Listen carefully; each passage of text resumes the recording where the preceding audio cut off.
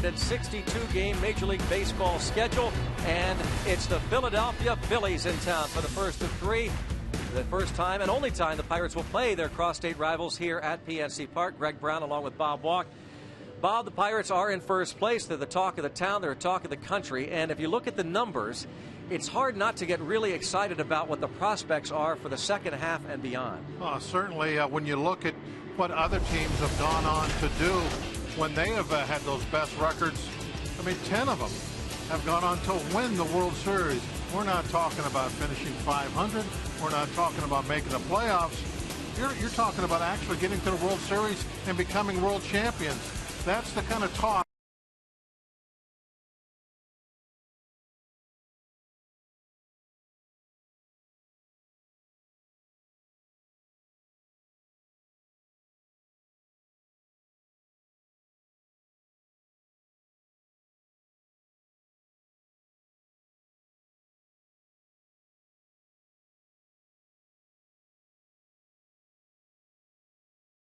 This club, they just went out there and they would not allow the Pirates to lose. That's basically what they did. At least since 1921, a Pirates bullpen going 12 or more innings, not allowing a run. They didn't allow a walk.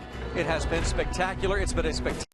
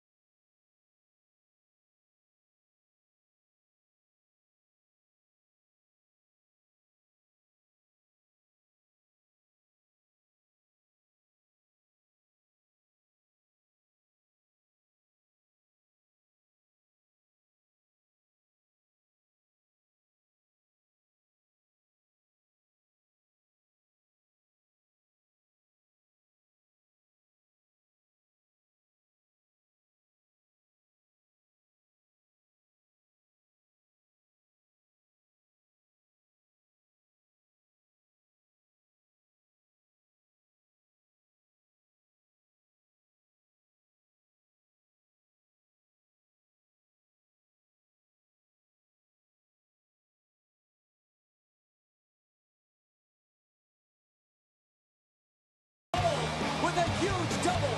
And Snyder to left field. That's going to get down for a hit. And the Pirates lead it 9-6. There it is. Strike three. And the Pirates sweep the Angels. Starling Marte having a party here in Seattle.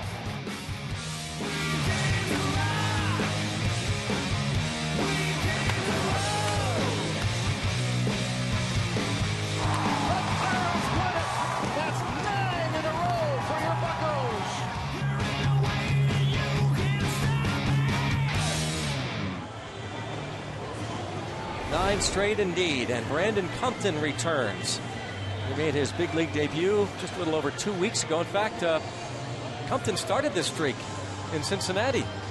He didn't get the W, but the Pirates won that final game in Cincinnati and started the 9-game winning streak. The battle of the Pirates and the Phillies, the cross-state rivals, Pennsylvania state flag. And here are the lineups for Charlie Manuel's Phillies. They are 39-44 on the year. Michael Young will be followed by Chase Utley and Jimmy Rollins. Ryan Howard hits cleanup. Dominic Brown having a fine year. Delman Young, last 5 games, 10 for 20 with 8 ribbies. Ben Revere follows. He's been hot as well. Carlos Ruiz and Jonathan Pettibone. Take a look at Compton's numbers, brought to you by Chevrolet. Hopefully we can get a number up in that record on the left-hand side, get a W for him. And it would be nice also to have the innings, say about 16 or more at the end of this game. Bullpen saw a lot of action on Sunday. Keep those guys mainly quiet tonight. Compton comes up because the Pirates were concerned about Garrett Cole being warmed up in that bullpen on Sunday. Cole would have gone, Locke would have gone Sunday. The 15th inning if it had gone 15. Jeff Locke. Cole will pitch, we're told.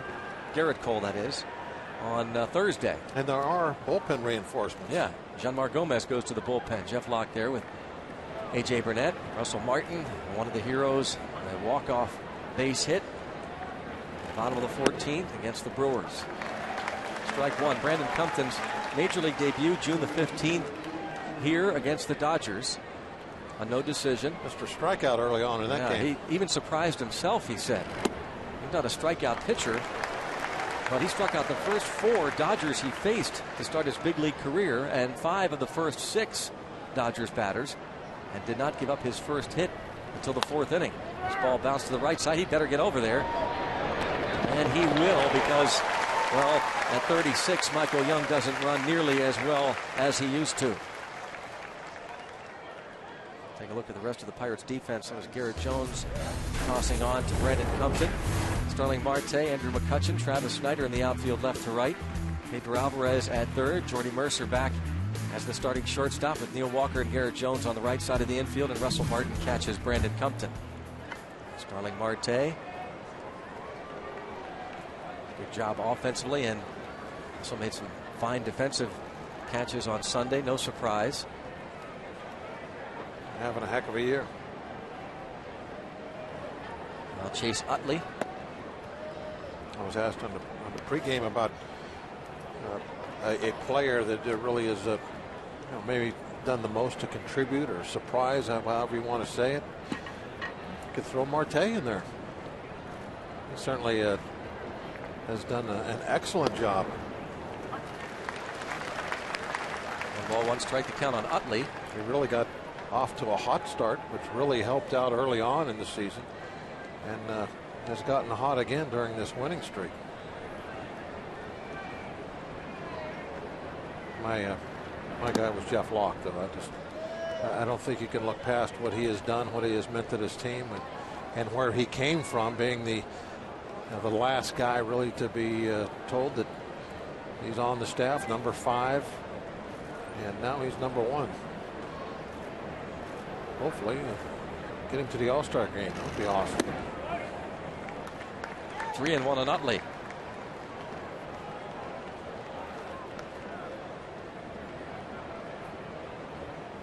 Compton in 2 starts walked a couple, 10 innings. He went down to the minors, and this happens a lot, where as much as a player wants to go down and concentrate on his minor league assignment, his first start was not a good one after being optioned back down to the minor leagues. Here he walks Utley and faces Jimmy Rollins. You go down sometimes, Greg, with the, I don't know, with the attitude of like, well,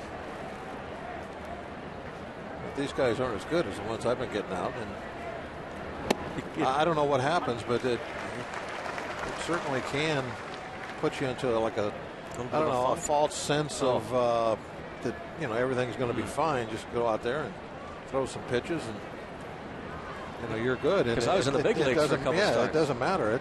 You still got to try. Recall any of those in your day? Well, that was where I was going to go with this. That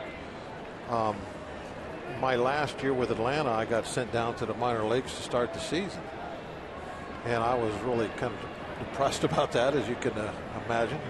Watch this next pitch in there for a strike. Thinking, hey, you know, I've won a World Series game. I mean, I've done a lot, and now I'm going to go down here. I'm just going to walk through this league. And my first start, I didn't get out of the first inning. Wow. I got one guy out. And so that was an eye-opener right away, that even at AAA level, you still have to be at your best. Jimmy Rollins strikes out looking after the walk to Utley. A good recovery from Brandon Compton. A nice little fastball, that a little upstairs. I think perhaps the way Rollins kind of moved back on that he thought it was going to be inside, maybe a little tail bringing that back. But it was a solid strike, man. The only borderline part of it was upstairs. Certainly had a lot of plate. Now here is the struggling Ryan Howard. And I mean struggling. And one of those situations where you just hope you get through the 3 games and get him out of town. He is 0 for his last 20 at bats. Still, he's hit 10 homers, driven in 41.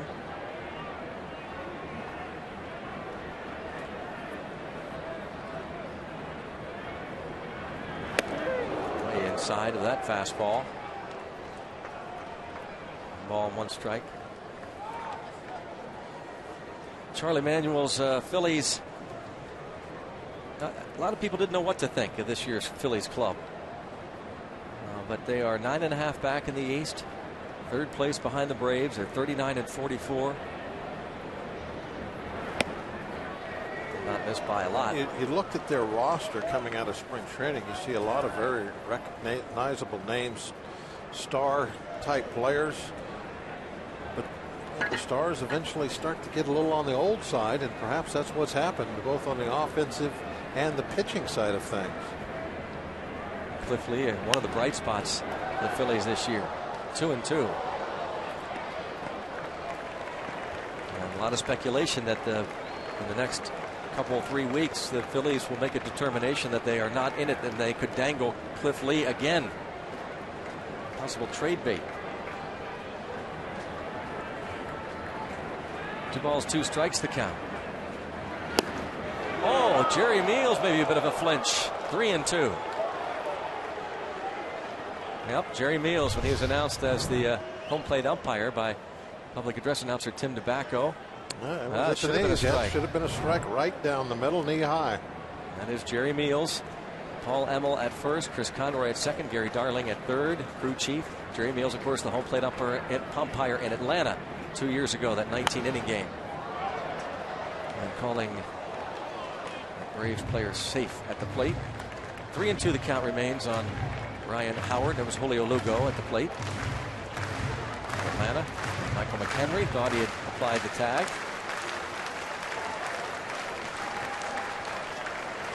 3-2 again. Still 3-2 on Ryan Howard.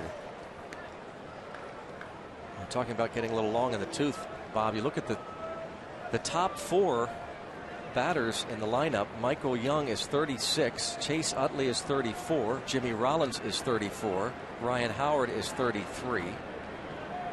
The 8th man in the order, Carlos Ruiz, is 34. Well, I don't think there's any question it's time for them to reload. And unless they had a club that, you know, looked like it was going to go to the World Series. But you get guys in their mid to late 30s. I know that, you know, for a while there, when you went through the steroid era, that, you know, things were all out of whack, and it was hard to say when is a guy going to start to go the other way. It was superstars playing into their 40s. But in the normal world, once you hit your mid 30s, that deterioration is going to start. And you look back at the great Pirate players through time, and that's just the way things are. It's how the bodies are made. Wow, this has to be one of the longest at-bats of the year for Ryan Howard. And it shouldn't have been. He should have struck out looking on the 5th pitch of the at-bat. But now he's seen 5 more.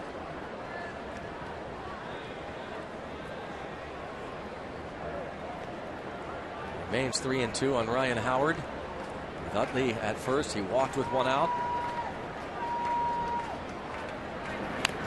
Another foul ball.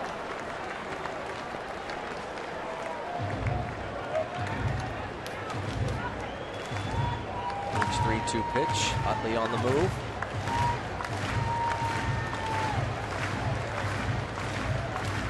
Ryan Howard with 10 homers, 41 runs batted in. Brandon Compton, his 3rd major league start.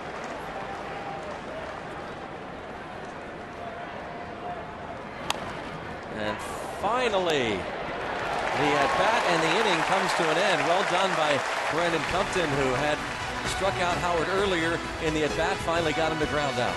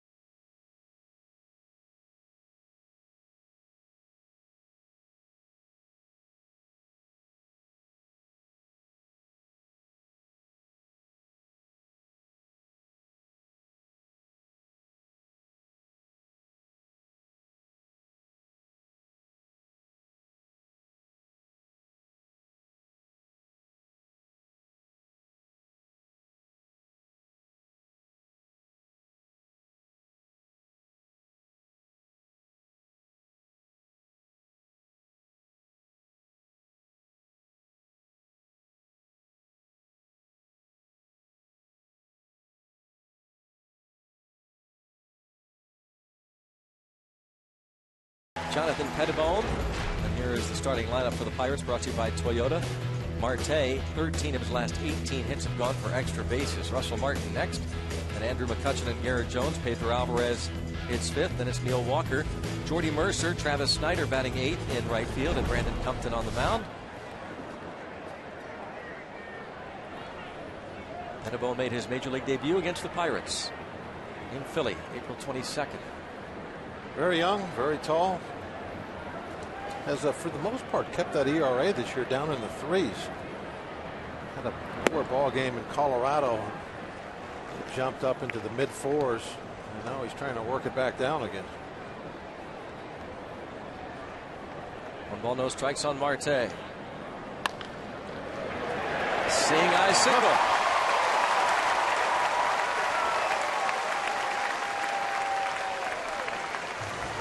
Marte hasn't been getting many of those. No. Usually hit doubles and triples. Right. Home runs. But he may turn this into a double. Just a matter of when he takes off.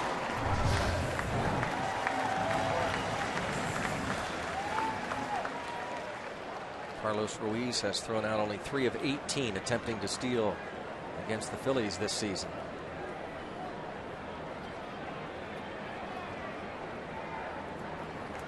Russell Martin. And you have to figure to throw over there at least once or twice.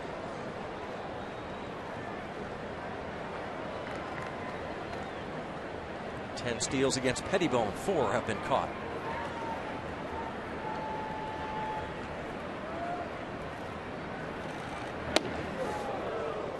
Ball 1.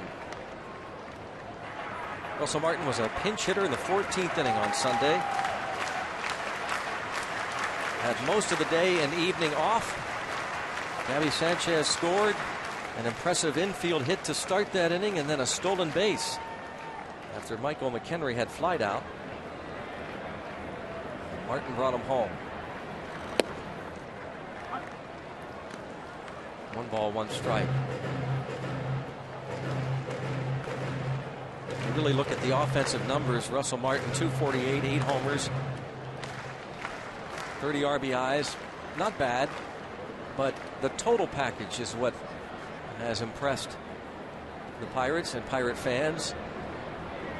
And there goes Marte, but he shut it down. He just did get back. This is the second time this season that Marte has done that. The first time he did it, his manager Clint Hurdle took him aside and said, from now on, don't shut it down, just go. You saw a little bit of a stumble. And Greg, I think it's been more than twice. I know that there was one time where Clint did go on record saying that he should just go ahead and take off. But I know he's done that 3 or 4 times, I think, where he gets out there and he stumbles a little bit.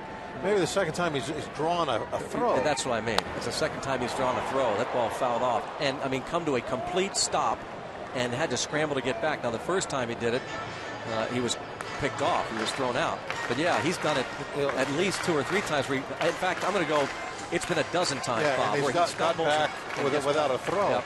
So, for some reason, he loses his footing quite often when he makes that initial break.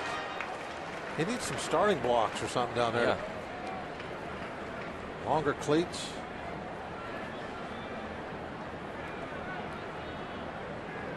There he goes again. And it's lined right to the shortstop for a double play. I think he stumbled again. But he kept going, and he would have had a stolen base because he got a great jump. Yeah, great jump. Instead, it's a double play line out to the shortstop.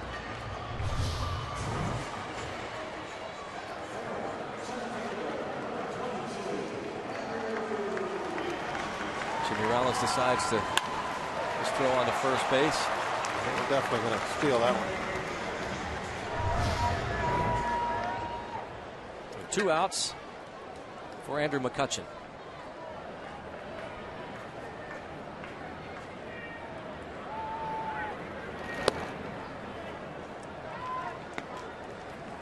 Russell Martin, a line drive right up the middle. But with Rollins going to cover, he was right there.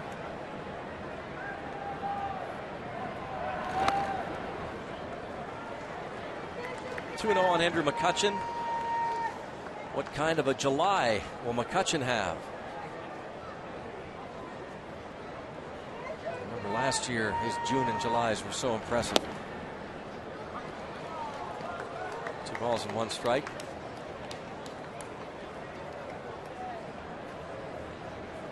Last July, he had 446. And he takes 3 and 1.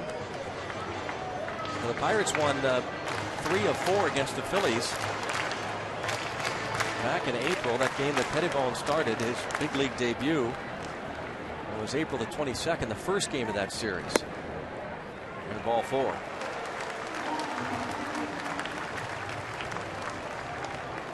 Two-out walk for McCutchen. Pettibone, a 3rd-round pick in 2008. Grew up in Anaheim, California. Just 22 years old, 6'6", 225 pounds. When he made that start in April, he became the youngest to start a game for the Phillies in 6 years. He had a dad who pitched in the big leagues briefly with the Twins. His father, Jay Pettibone, actually played for Charlie Manuel in the minors when Manuel was minor league manager in the Twins organization. Here's a former minor leaguer with the Twins, Garrett Jones.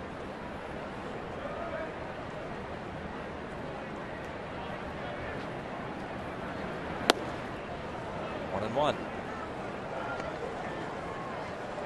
Pettibone has struggled in a couple of areas. On the road, his ERA is 6.39.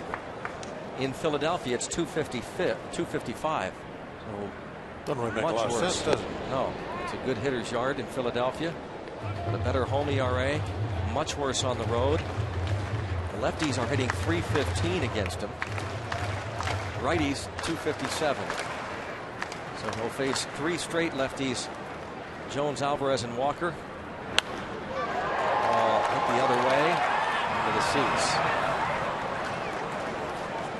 And after Jordy Mercer bats, Travis Snyder, another left-hand hitter, will face Pettibone.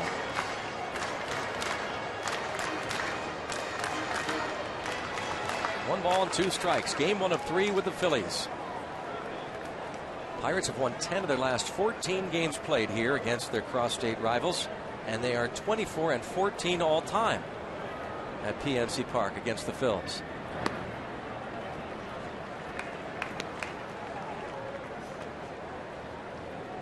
So even when these roles were reversed, when the Phillies came to town in first place, and the Pirates were really struggling a number of years here. Gee, the turnpike still works. Yep. A lot of Philly fans in the crowd anytime these two clubs get together. Steve Blass called this the Defend Your Turf series. So you've got to come out tomorrow night and the 4th of July and defend your turf. 3-2. Bounced right side, Howard. Get there. Pettibone there.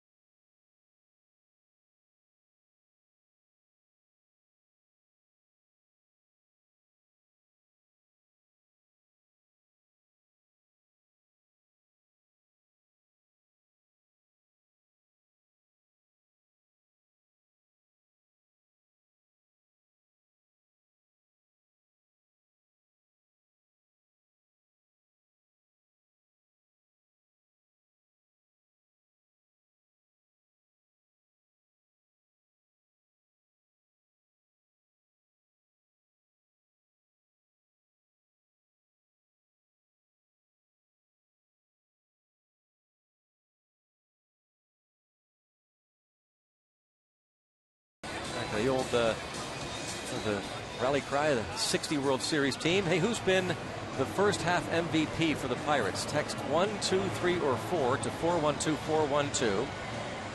Text and data rates do apply. Pedro Alvarez, if you think he has been the MVP for the first half, text 1. Jason Grilli, if you think he has been the team's MVP, 2. How about Jeff Locke, as Bob suggested, text 3 for Locke, or Russell Martin. Maybe an underdog there. Text 4, Russell Martin, 412-412. And we'll check on the vote tallies as we go along tonight. As Dominic Brown steps in. Pedro Alvarez really having a strong, since the first maybe week and a half of the season, Alvarez has been really strong. Very early results, but you can see early leader is Russell Martin.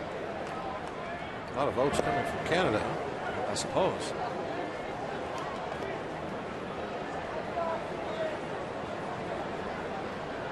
Terry Doucette, maybe stuffing the ballot. Yeah, broken bat, and well, Snyder thought about it, and now it gets past him. And Dominic Brown will have at least 2, and Snyder having trouble picking up the ball. No. Maybe a chance at third, and yes, they did! They got him!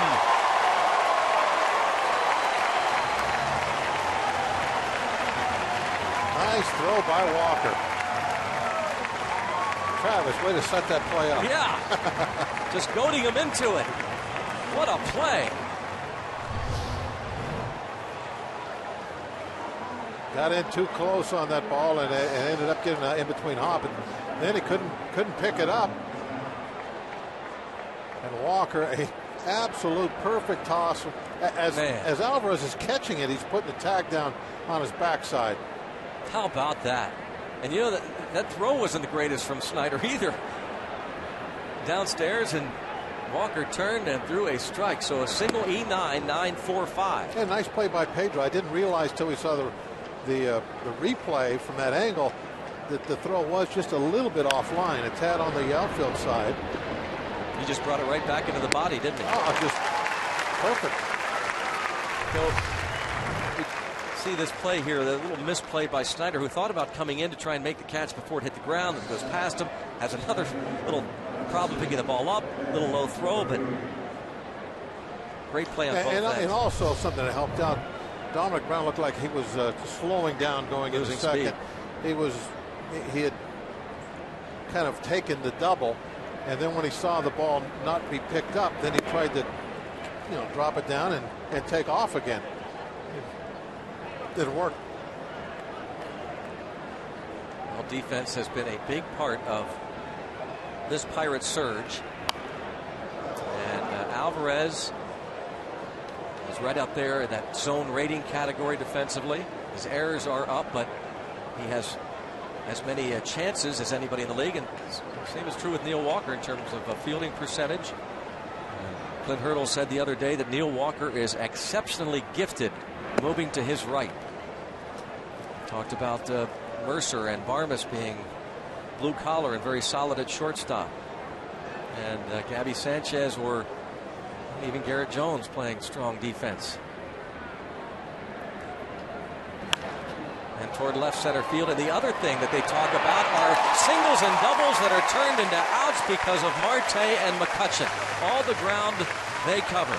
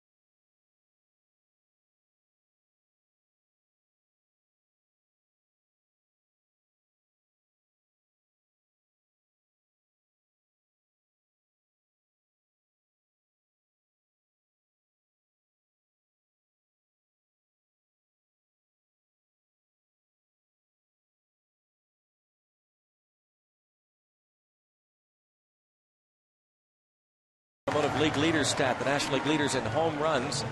Carlos Gonzalez with 22, Dominic Brown of the Phillies with 21, and Pedro Alvarez and Paul Goldschmidt are tied with 20. Merrill Automotive were driven to be better. All right, Pedro, make the push. Be awfully nice to, not only have a great year for the team, but to have some guys win some titles. Pedro really close now to taking that lead. If he can continue to just do something like he did in the month of June. got a great shot. Well, I think, too, a couple things are going to happen. I think the star is going to shine on him in a couple ways. I think it'd be an upset if Bruce Bochy doesn't select him. And I also think it'd be an upset if David Wright doesn't select him to be part of the home run derby. And I think he'll put on a show in New York, his hometown. I mean, that's going to be something special. He said the other day that he wouldn't feel right going to the All-Star game just to participate in a home run derby. But if he is an All-Star, he would gladly participate and look forward to it. And you're right. We've seen him take batting practice. He hits tape measure shots in BP. In the first half MVP race, by the way, if you think Pedro's your MVP or the Pirates MVP, text 1 to 412-412. Russell Martin still leading. Pedro gaining some ground in that department. And Pedro Alvarez had his 12-game hitting streak come to an end on Sunday.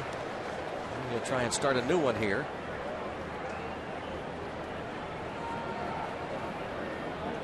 He is tops in the league in terms of home runs per at bat. He hits a home run every 12.9 at bats. But Pettibone swings the strikeout, gets Alvarez to swing and miss, and that's the first strikeout for Pettibone. Got in the chase. Oh, didn't chase. That ball was a strike. Oh, he dropped late. When it was over the plate, it was at the knees.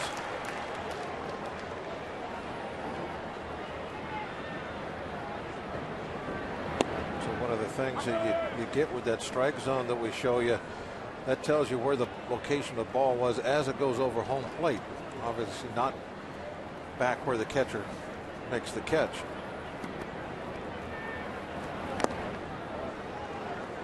And when the catcher starts to move his glove down to go after the baseball, it's still going to keep moving. Even after the ball hits it, it's going to keep going down a couple inches, and that makes the pitch look even lower than it was. Same thing when if your catcher's trying to reach on one side or the other. That's why I think most pitchers, they love the catchers with the quiet hands, where there's not a lot of movement after that ball hits the glove.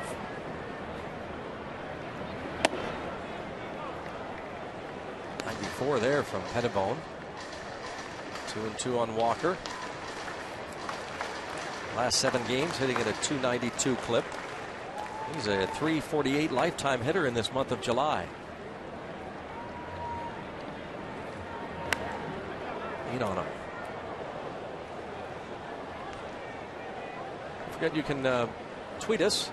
It is a Twitter Tuesday, so hashtag Bucks Tuesday. Maybe you have a different opinion. Maybe your Pirates MVP is not on that list. We'll get to Katie O'Malley in studio, go over some of the tweets we've had. Hashtag Bucks Tuesday. And Robbie Smakowski will talk to Tony Watson, who played a big role, part of that Shark Tank. He got the win on Sunday with 3 spotless, scoreless innings, struck out 4. And there's another strikeout for Pettibone, 94. And Walker chased back-to-back Ks.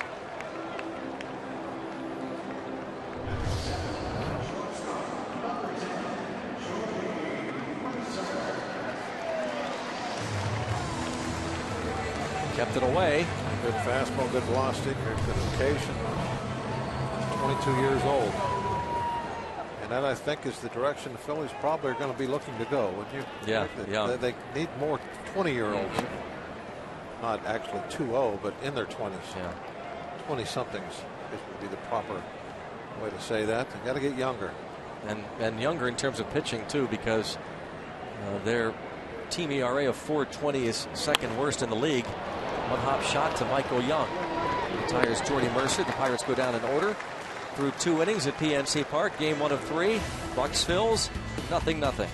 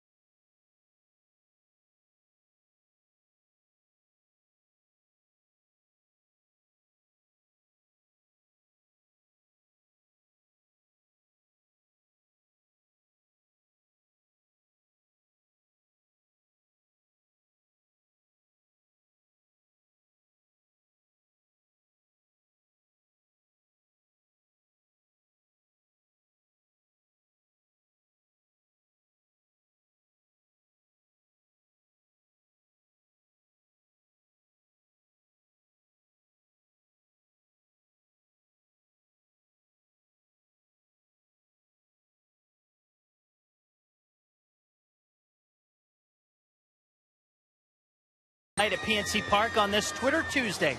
I'm Robbie Mikowski, and our guest tonight was Bucks reliever Tony Watson, who got the win on Sunday with 3 fantastic innings. And he was asked by Jesse Paha, how much do these sellout crowds help you when you are pitching on the mound, and why?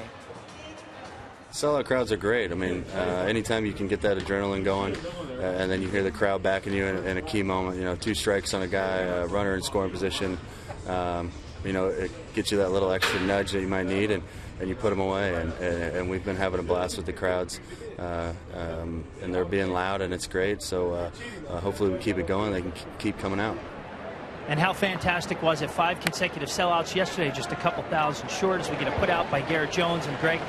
This isn't lost on these players. Jason Grilli, Andrew McCutchen, their post-game interviews. You've seen these guys thank the crowds. And boy, has this place been buzzing, especially the last couple games here at home. Now, Robbie, it's such a different atmosphere these days. The crowd, it just brings so much energy, and I think they feed off of it. These players, as Tony Watson just said, and I know the crowd appreciates the job that guys like Tony Watson have been doing. Clint Hurdle and others have pointed out that that's another difference this year as opposed to other years and even last season, that he has pitchers in that bullpen that can go multiple innings that he hasn't had before. And that includes Tony Watson's 3 and Vin Mazzaro. No place kickers in that bullpen. No. How about Vin Mazzaro, Bob? I mean, yeah. The ball club just has to.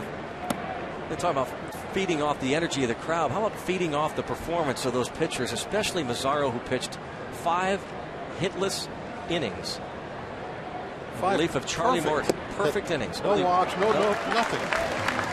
15 up, 15 down for Vin Mazzaro, and there's 2 up and 2 down for Brandon Compton. He takes care of his mound opponent.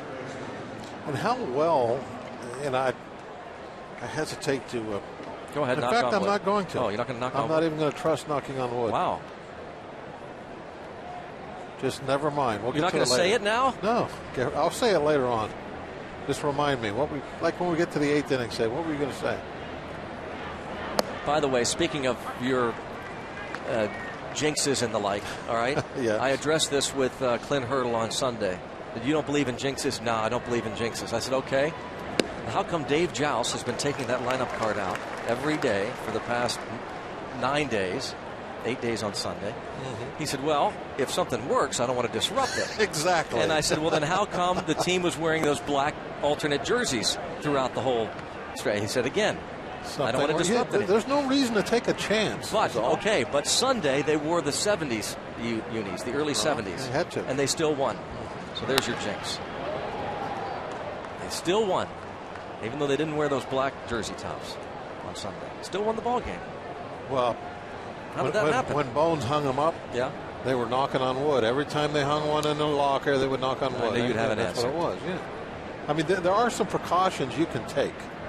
There are. There are some precautions. And there's some things you have to change. Sundays, that's what you got to wear, so you take precautions. Knock on wood. That's all you got to do. Takes any jinx off. Except with the one you're going to say. You don't want to even say it. No, I'm not going to. It's the same thing as the jerseys and Dave taking the lineup. Why mess with Why it? mess with anything? So I'm going to keep my mouth shut till later.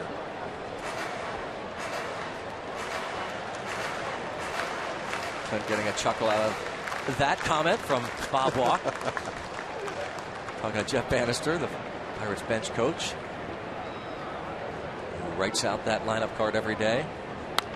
Reaching out, softly lining it foul. Brandon Compton, his first 2 starts, pretty solid. 5 innings, kept the Pirates in the ball games. And this winning streak started with his start against the Cincinnati Reds on the 20th of June. Another extended at bat. That's 8 pitches now.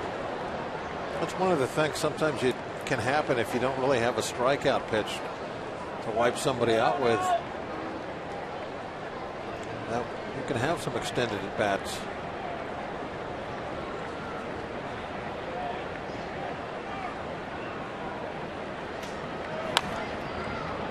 This one's going to be fair. but going to be an infield hit for Michael Young. Nothing to do about that. He couldn't have caught that pitch with his bare hand and then rolled it out any more perfectly.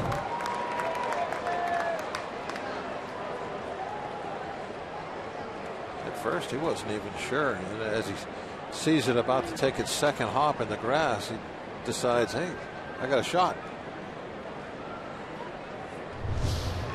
He has had plenty of those over the years, those infield hits, and a lot of hits in general for a long time. Texas Ranger Michael Young bounced to second. Walker should handle it, and that'll take care of Chase Utley. Up at the bottom of the third, it's still 0-0.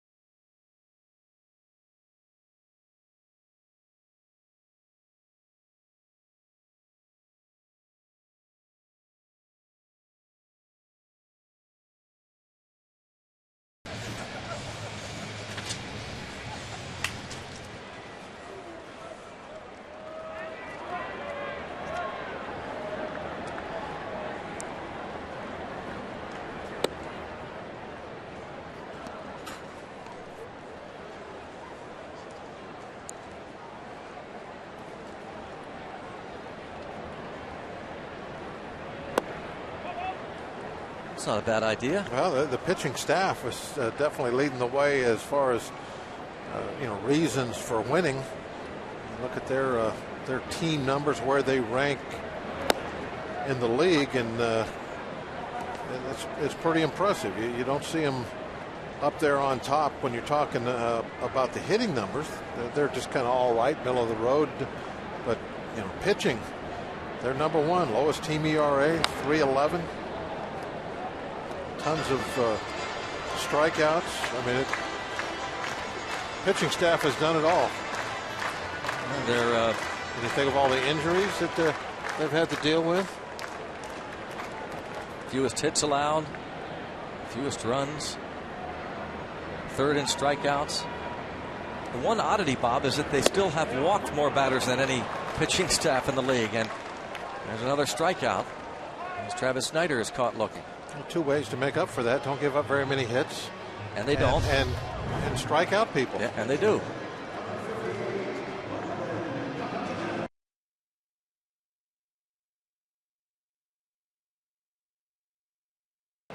He would walk people, but he didn't give up very many hits, and he struck out a lot of people.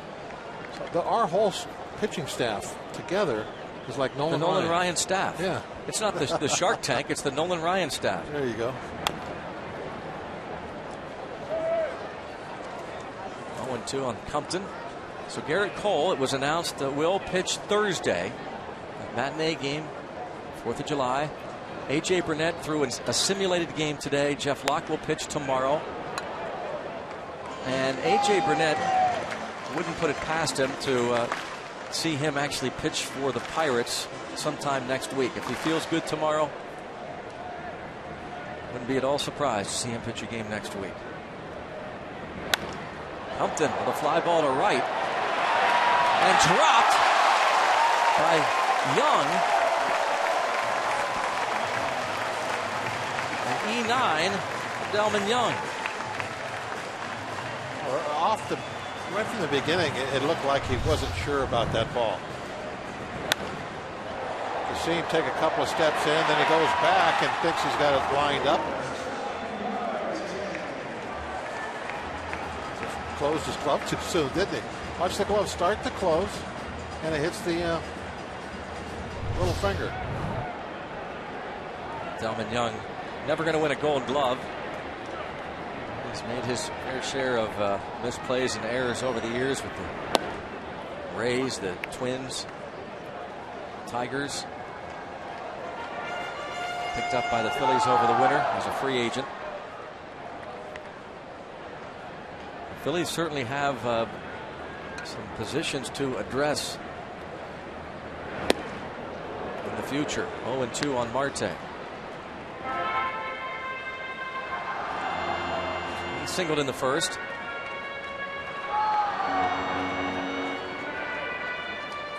All right. And now for the Marte Parte. It's going to start.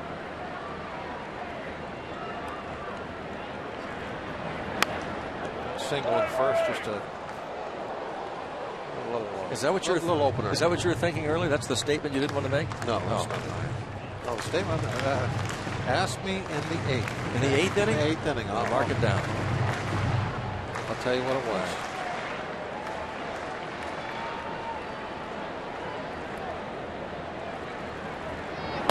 1 ball, 2 strikes. Starling Marte, one of 5 players who before the All-Star break had 8 or more homers, 8 or more triples, and 22 or more stolen bases. Willie Mays, one of them. Jimmy Rollins, Jose Reyes, and Gene Segura, who this year has 11 homers, 8 triples, and 24 stolen bases. Select company. Jimmy Rollins in 2001, 8 homers, 8 triples, 28 steals by the break. Marte, 8 homers, 8 triples, 22 steals.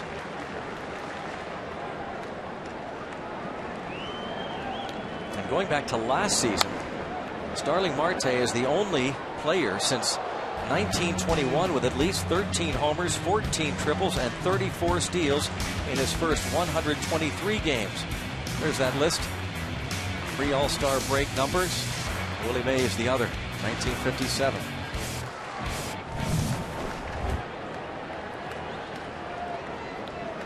There's so many good stories about this team.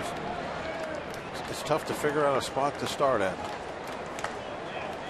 Talk about everybody that's in the bullpen.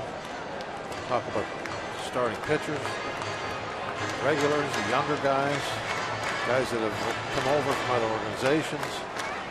Isn't it nice not to have to really search for stories, good stories? Another foul.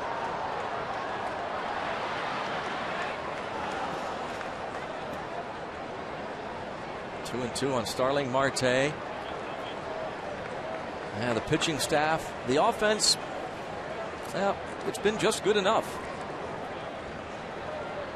And a lot of folks think there's a lot left in this offense. That could be a big story in the second half. Just really is a big story, I think, during this streak, especially out on the West Coast. The offense did a fine job, and it's been kind of a timely offense because there have been some games where the pitching just kind of took the day off, the night off, and the offense seemed to have been able to step up a few times in those situations. Well, Jimmy Rollins had some trouble getting that ball out of his glove. Would have been tough anyway, but once he had that trouble, They were only going to get the lead man, the pitcher Brandon Compton, 2 outs. That's a nice trade, really, for the Pirates. You don't like to give up that out, but you get your pitcher off the base paths with the force out. And now Marte's out there at first base. And you would think he will try his best to get into scoring position. He did that in the first inning. Stumbled once, put on the brakes, just did get back when Ruiz tried to pick him off, and then got a great jump, but Russell Martin lined it right to the shortstop, Jimmy Rollins, who went over to cover, and it was an easy double play. There goes Starling Marte. Great pitch on which to run. A breaking ball and an easy steal. 23rd. It's like Marte is Superman and first base is kryptonite. He can't wait to get away from him. As soon as he gets out there, he's like, I can't stay here. I got to leave. Yeah, give me a double, a triple, a home run, but give me a single, I'm getting out of there. Moving on.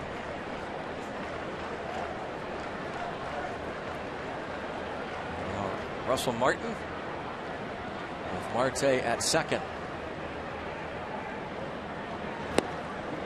Oh, big cut. He had a home run off Jonathan Pettibone in that April 22nd game. He and Pedro Alvarez both went deep.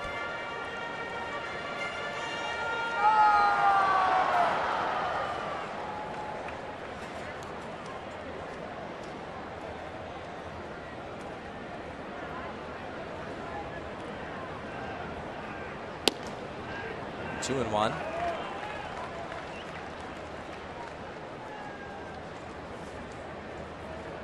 Bucks winning streak began in Cincinnati. You looked at that road trip at the start of the season, you thought that could be a defining trip. 4 in Cincinnati and 3 in Anaheim against the Angels, and then 2 in Seattle. And the Reds won the first game of that long road trip. They won it 4-1. As Mike Leake beat Francisco Liriano. The Pirates shut out the Reds the next night. That was Charlie Morton making his second start. And the bullpen shut the door the rest of the way. They lost in 13 innings the next night. And the winning streak began with a 5-3 victory June 20th. And there's ball 4.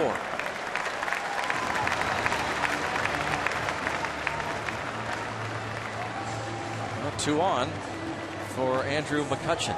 Boy, how quickly the Pirates moved up in the standings, too. That's what a 9-game win streak will do for you. Look at where the Pirates were on June the 19th before the streak began. They were in 3rd place, 4 back of the Cardinals. But entering today, 2 up on the Cardinals, 5 up on the Reds. The Reds won last night. 7-game swing on the Reds. Man.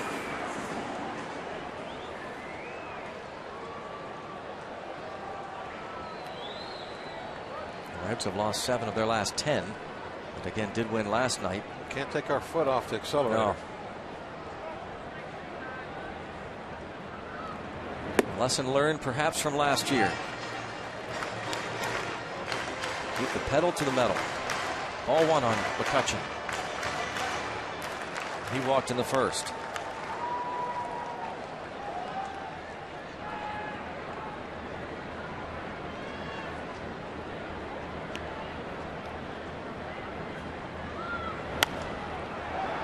Popped up out of play, I believe.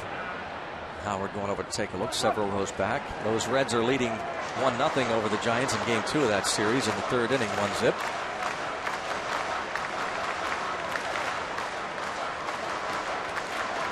Cardinals will be taking on the Angels tonight, who've won 6 in a row, by the way. Once the Pirates left town, they got well. Lance Lynn for the Cardinals against Jared Weaver. 1-1 on McCutchen. Up the middle. Starling Marte headed to the plate, and he could be thrown out. Now he puts on the brakes, and he gets back. And the bases are loaded. Utley with the stop. Yeah, great play by Utley, saving that run.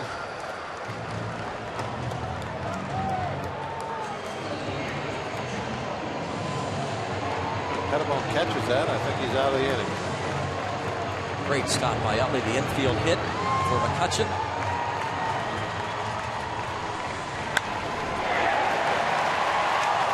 What a play. There goes the throw to the plate.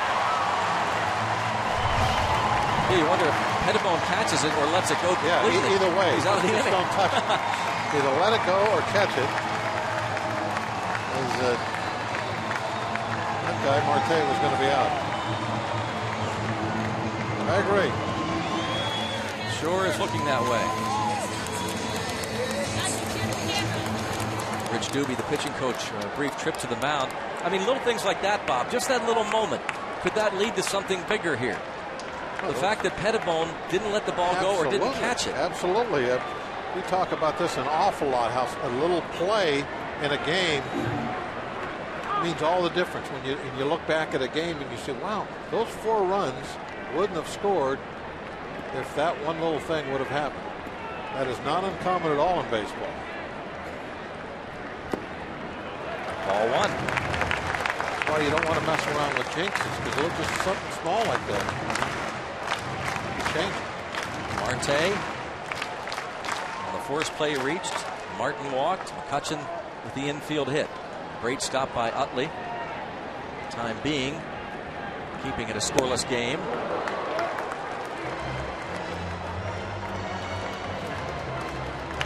ball, 1 strike on Garrett Jones. 370 career, but looking for his first Granny. Pettibone has allowed 8 home runs in 13 starts.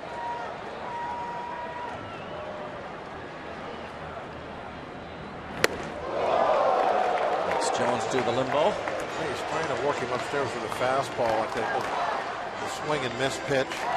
I would like to see him get another one of those, except about 6 inches lower. That would be in the sweet spot of Garrett Jones.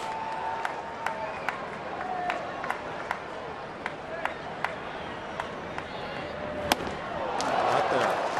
94 past Jones. Got to be lower than that. Can't be the upper half of that strike zone. He wants that ball down like that.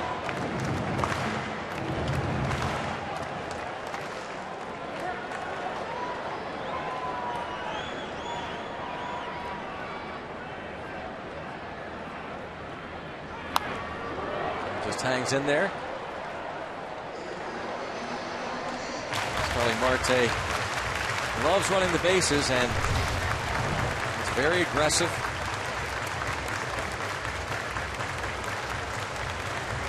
What he's doing as the pitch was coming into Garrett Jones. Sometimes you distract that pitcher a little bit. Pettibone, a big strikeout, 95 miles per hour. He has punched out 4. Still 0-0.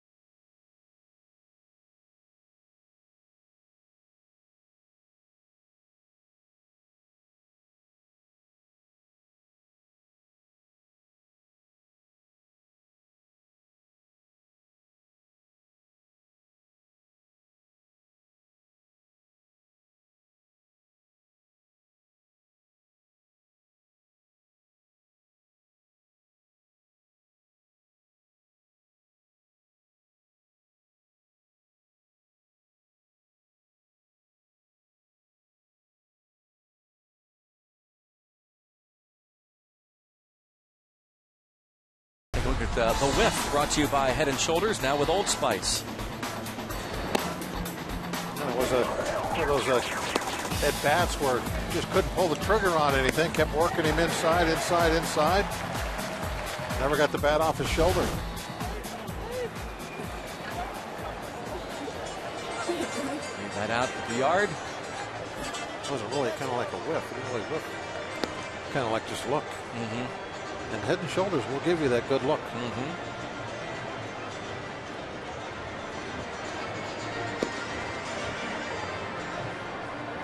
All kinds of great hats at the ballpark tonight. Game 1 of 3 with the Phillies. Take a look at the schedule. You want to get your tickets at Pirates.com tomorrow night and Thursday afternoon, 4th of July matinee game. The Pirates will hit the road for 3 against the Cubs, and then 3 next week against the Oakland A's. Should be a fun interleague series. And before the All-Star break, the Pirates will host the Mets following weekend.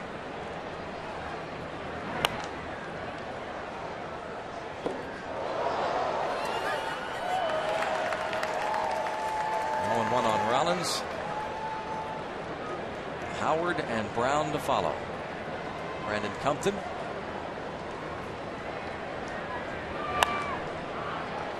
Pop up. Alvarez. One away. Join us for Pup Night, presented by Rachel Ray Nutrish. Enjoy a night of baseball and festivities with your pup on the Pirates deck next Tuesday when the Pirates host those A's. Game 2 of that series at 7:05. Get a Pup Night game ticket for only $25. A portion of the proceeds benefit local animal shelters. For more info, call 1-800-5-BUCKS. And don't forget, all Pup Night participants have to buy a specific Pup Night ticket and show proof of vaccination. Pup Night next Tuesday.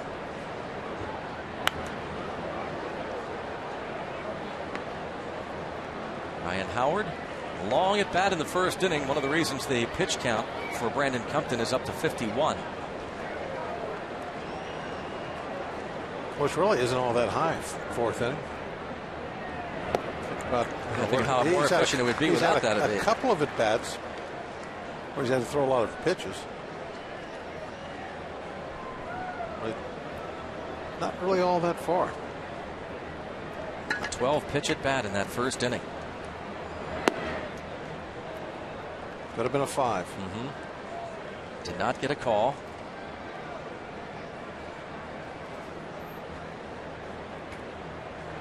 That was that last at bat. All those pitches. And he swings and misses, does Howard, at that pitch in the dirt. That'll complete the strikeout.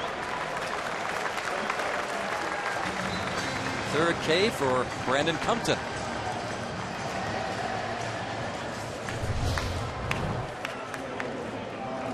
There's a good whiff.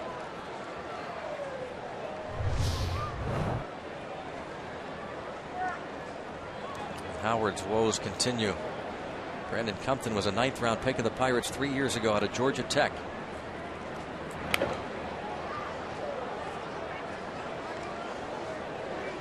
This season began the year at AA Altoona. After a couple starts, was promoted to AAA Indianapolis. 4.16 ERA at the minor leagues this year, combined with the curve and the Indians. 1 ball, 1 strike, and it just seems as though no matter who the Pirates send out there,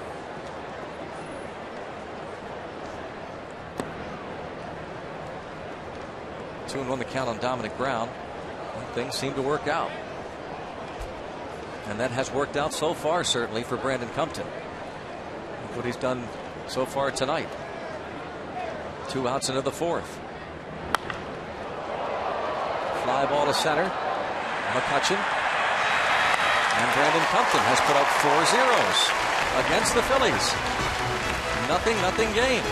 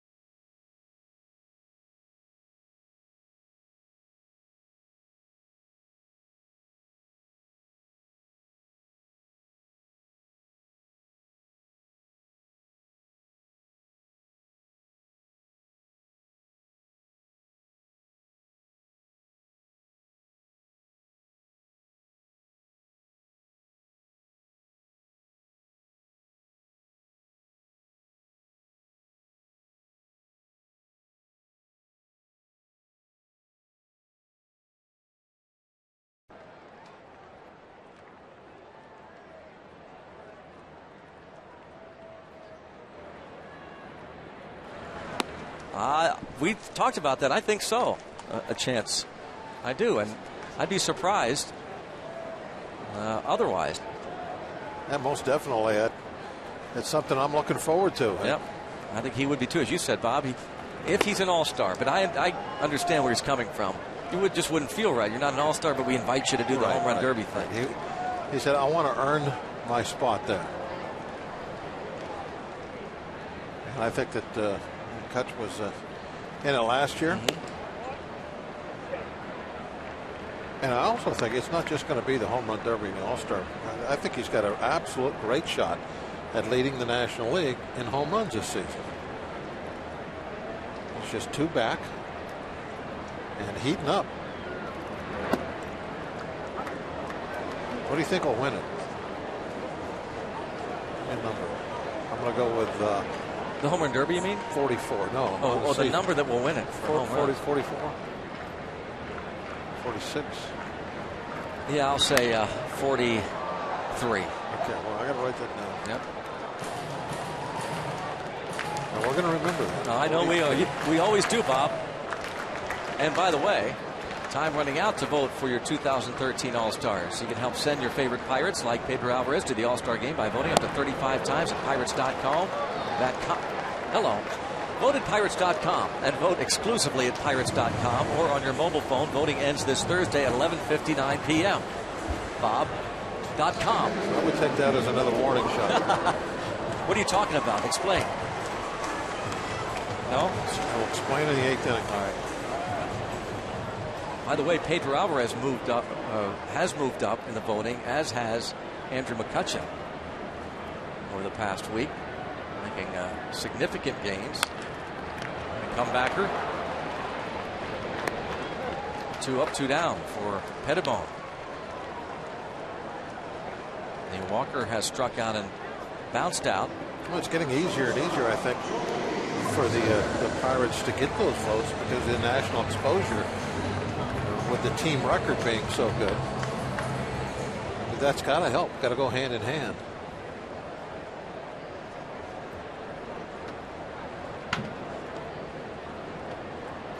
For 2 so far for Alvarez.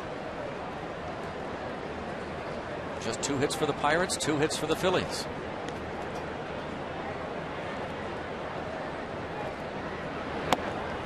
Hoping for a little bit more by now. But the one good thing is that even though they haven't scored runs, that they've been able to get Pettibone's pitch count up. This will be number 75. So perhaps we can get into that bullpen quickly.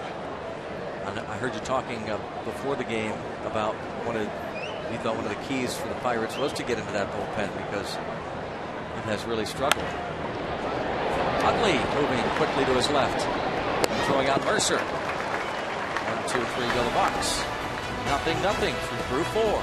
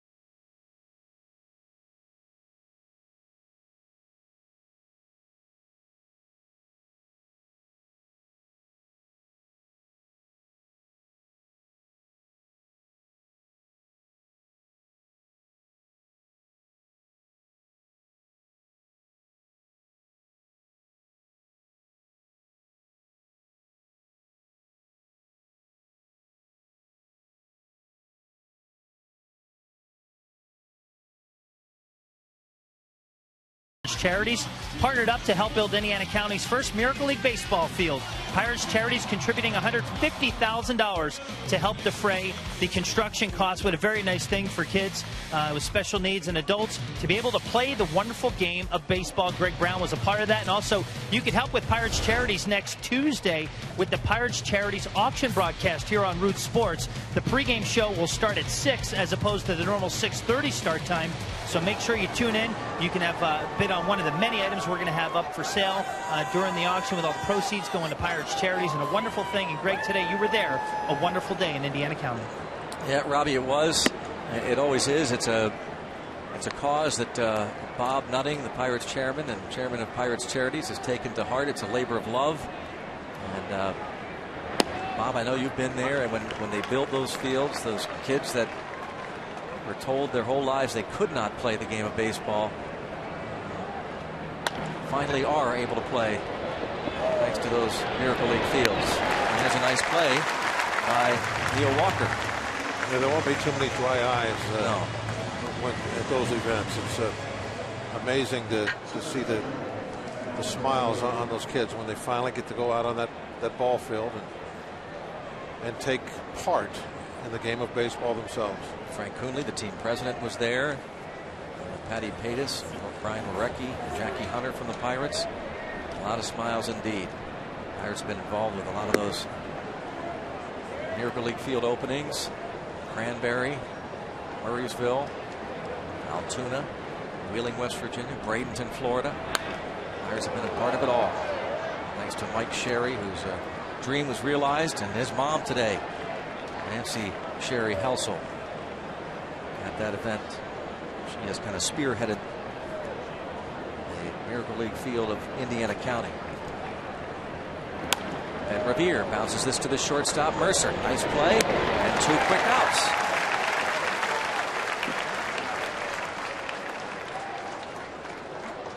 And Revere has been one of the players recently who has been hitting well for the Phillies. He has been retired twice by Brandon Compton. Carlos Ruiz now, who grounded out to Garrett Jones, starting the third. 34-year-old Carlos Ruiz. He had .325 last year with 16 homers, drove in 68. No homers, 4 RBIs for Ruiz, who spent time on the restricted list. 25-game suspension he had to serve at the start of the year, violating the Major League Baseball Drug Prevention and Treatment Program for amphetamine use. 1-2 the count.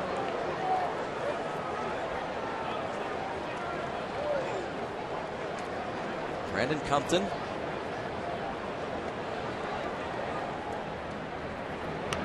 Hits Ruiz on the 1-2 pitch.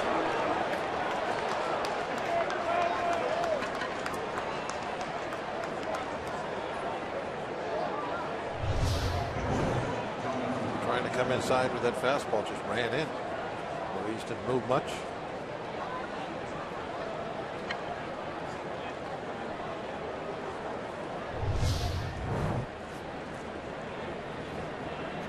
So he faces his mound opponent, Jonathan Pettibone. Struck him out in the third. Pettibone has 3 hits and 23 at-bats this season.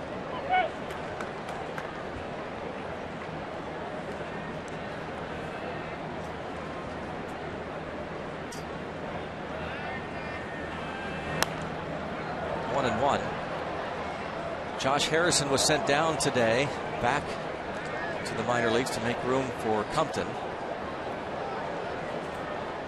so that Compton could make this start. It's been a constant shuttle. Yeah, it really is this season kind of like there's about a 30-man roster instead of a 25. There's a number of players that just kind of get moved back and forth on those last 2 roster spots. Pitchers, extra men, just depending on what's going on with the club at the time.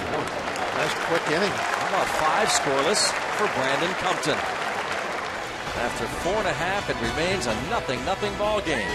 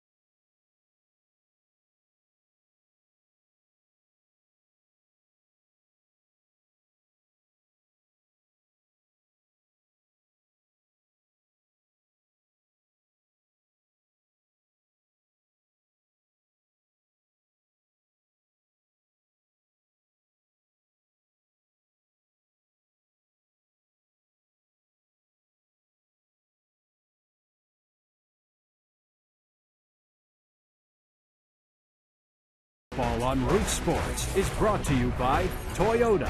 Now's the time to go places with Toyota. Visit buyatoyota.com for special offers. And by PNC for the achiever in you. Let's go Bucks. 0-0 ball game. Meeting between cross-state rivals, the Pirates and the Phillies. First and only trip the Phils make to Pittsburgh. Tonight, tomorrow night, the matinee game on the 4th of July. So far, 0-0. Travis Snider struck out looking his first time.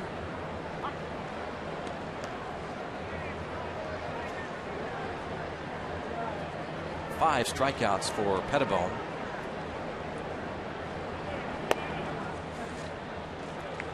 Travis, maybe the play of the game so far. Yeah. Trick Brown into going for 3. Yep. That was large. Base hit by Brown, leading off the second.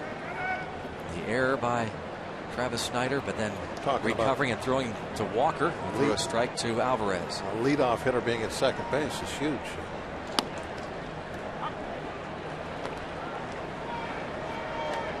Two balls, two strikes. Dominic Brown trying to head to third after the error by Snider was thrown out, tagged out by Alvarez to start the second. Bounced right side. There's Utley again.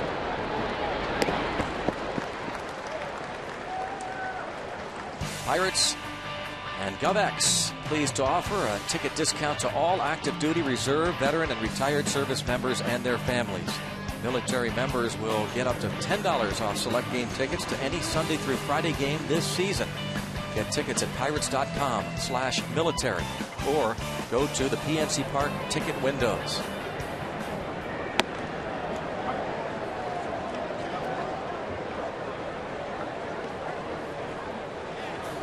Look at baseball. They got a little scuff marks on it. It looks like it's been doing some work. That's when you know it was really in the ball game. I'm not a big fan of this, the total shiny white when they come out of the box. Like anybody can get one of those. The ball that looks like that, that's something to be proud of.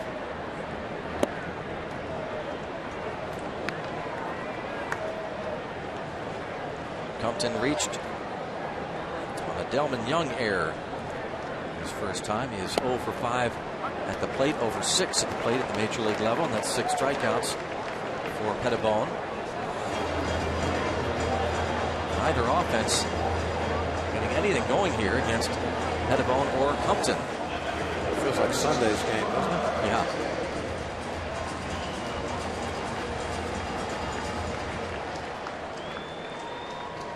Rookie scored in the second. An unearned run against Charlie Morton and the 2-hour and 20-minute rain delay. That's when the bullpen was called into action. The Pirates tied it in the 8th and won it in the 14th.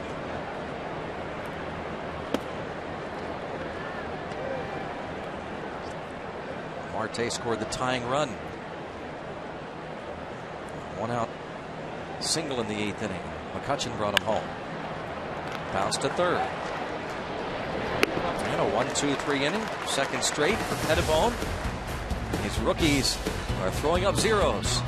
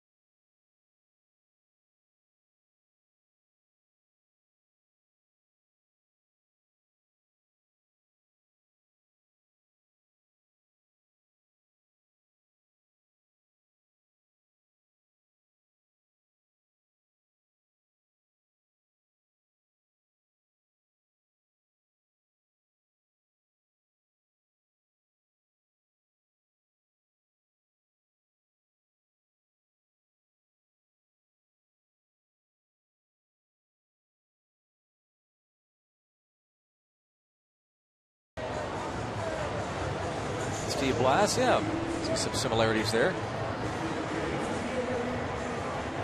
Well, I think Compton has about 30 pounds on Blass when Blass was a rookie. Was a little skinnier. Yeah.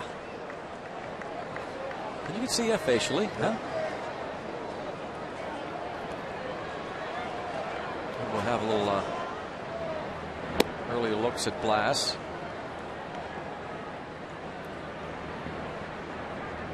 I can see that resemblance.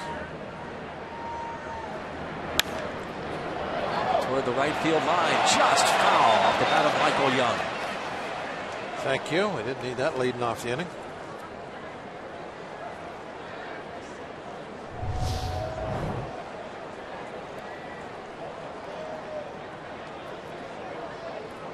Too hot to handle. Front row.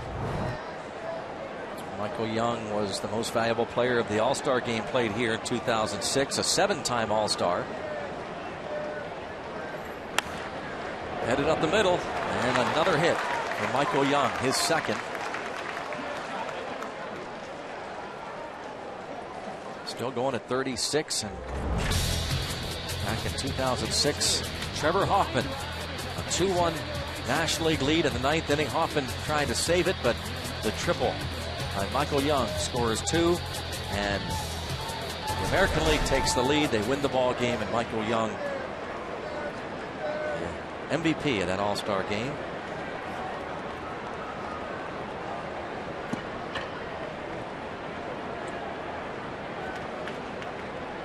Now Utley, he has walked and bounced out.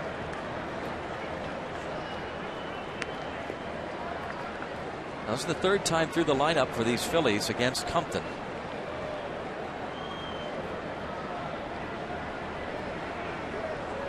last 10 games against the Pirates. Utley hitting at a .421 clip. Did the same ground ball that he hit a second time with Walker.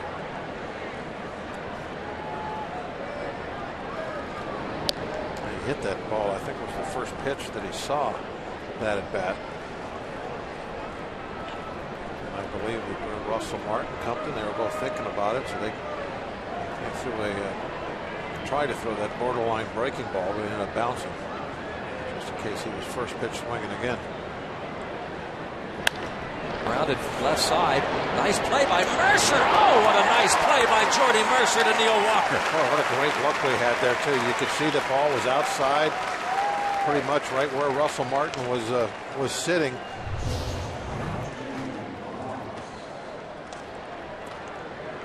Utley not trying to pull it, went the other way, trying to go through that hole. You had Mercer playing up the middle. It was just a fine defensive play by Mercer. And Greg, I think Mercer is answering in a very positive way. Can he play defense as an everyday shortstop? So far, so good, I think, since he's been inserted into that role. Not only is he making the everyday plays, he's made several exceptional plays since he's been a starter. Yeah.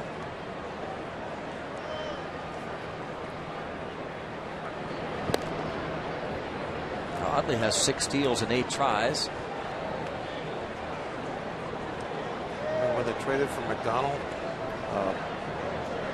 it was thought that was to ensure in case Barmas got hurt, because Mercer might not be able to handle it on an everyday basis. Fly ball to shallow right for a base hit. Yep. And then once he was able to prove that he could, then McDonald was traded to Cleveland. And now, by the way, is with the Phillies. Oh. Just a pop up that falls for a hit in shallow right. Jammed him. Didn't get much of it at all. You saw that Travis threw the glove up like he was going to make that catch, trying to throw a little deke out there. Didn't work. Utley wasn't buying it.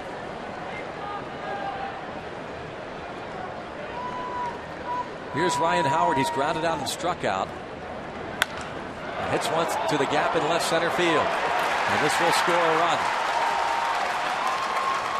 Ryan Howard was 0 for 22 before that single to left. Chase Utley scores. It is 1-0. And Rollins goes to third. Well, the fastball in and just didn't get it in very far.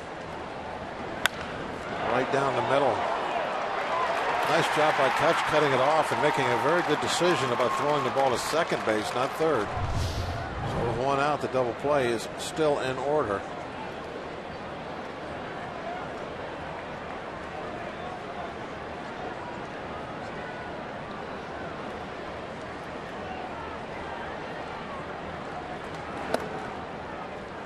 Strike.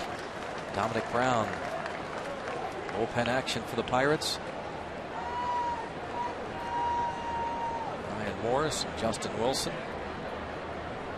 Just now getting up.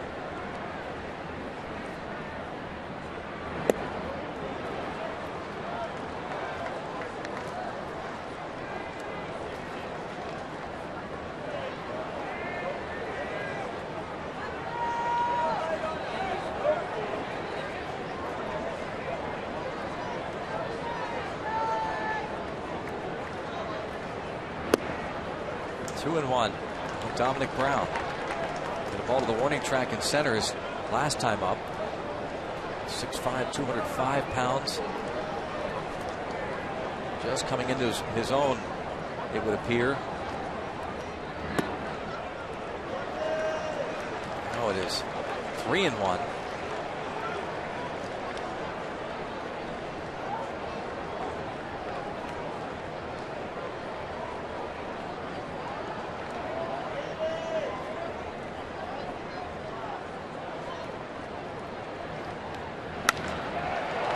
Well toward left center field. McCutchen. Nice running catch. Sacrifice fly for Brown. It's 2-0 Phillies. A nice job by Brown, not trying to get out and hold that ball, stayed away from the grounder. Able to lift it in the air. Very similar to what Howard did. They go the other way, got a chance to get it in the air, much better chance anyway. 58th RBI of the year for Dominic Brown, 5th most in the National League. Had a tremendous month of May. Solid June. And now into July. That'll be one guy they're not going to put on the trade block. That's for sure.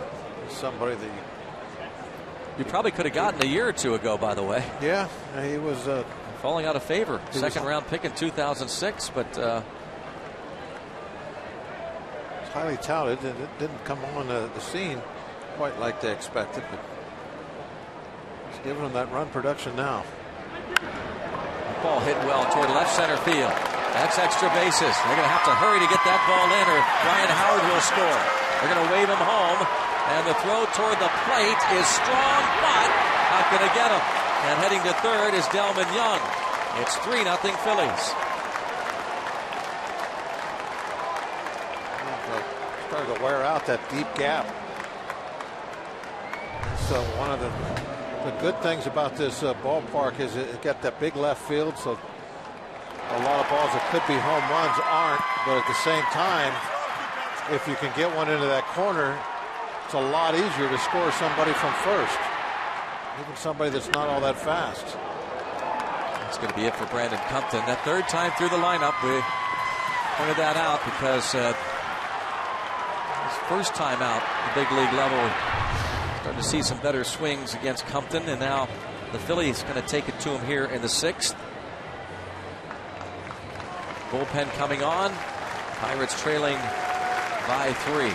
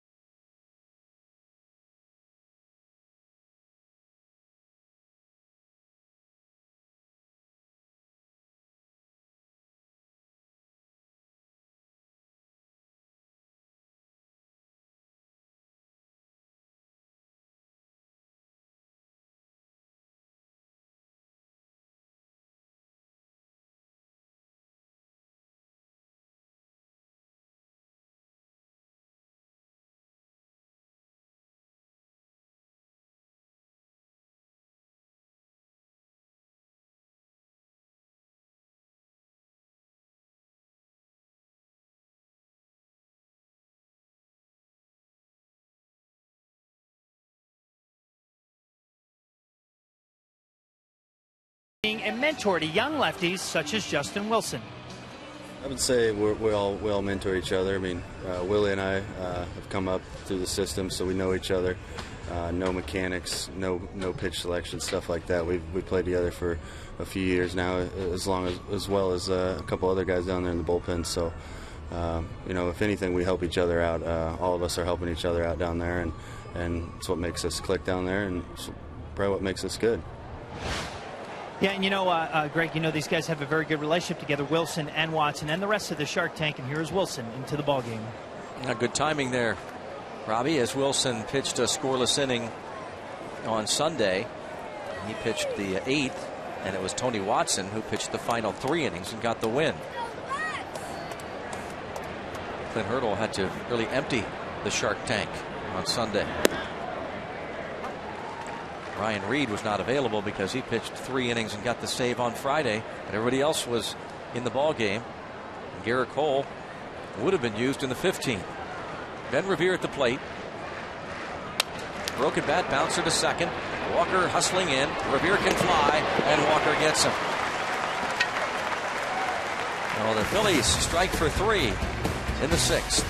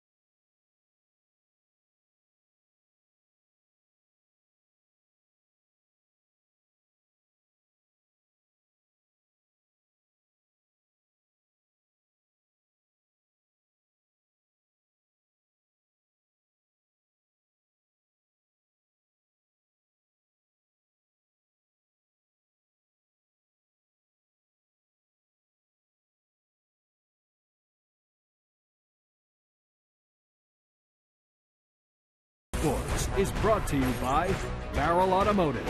We're driven to be better. And by Levin Furniture and the all-new Levin Mattress Stores. For a great deal on a new bed, shop Levin's. Let's go Bucks! Welcome back here in Pittsburgh. Beautiful night, beautiful look. The sun sets behind us. As long as those things are over there. Yeah. Probably a little wet underneath that one.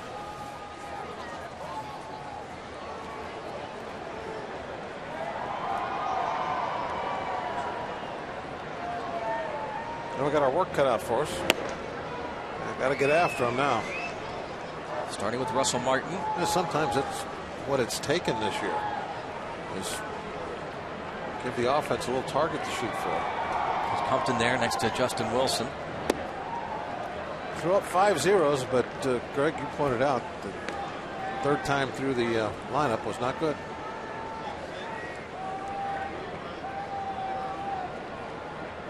Third big league start. 5 zeros for him. And he gives up 3 in the 6th, and now the Pirates go to work. It has been, they've won the most games in baseball to this point in so many different ways.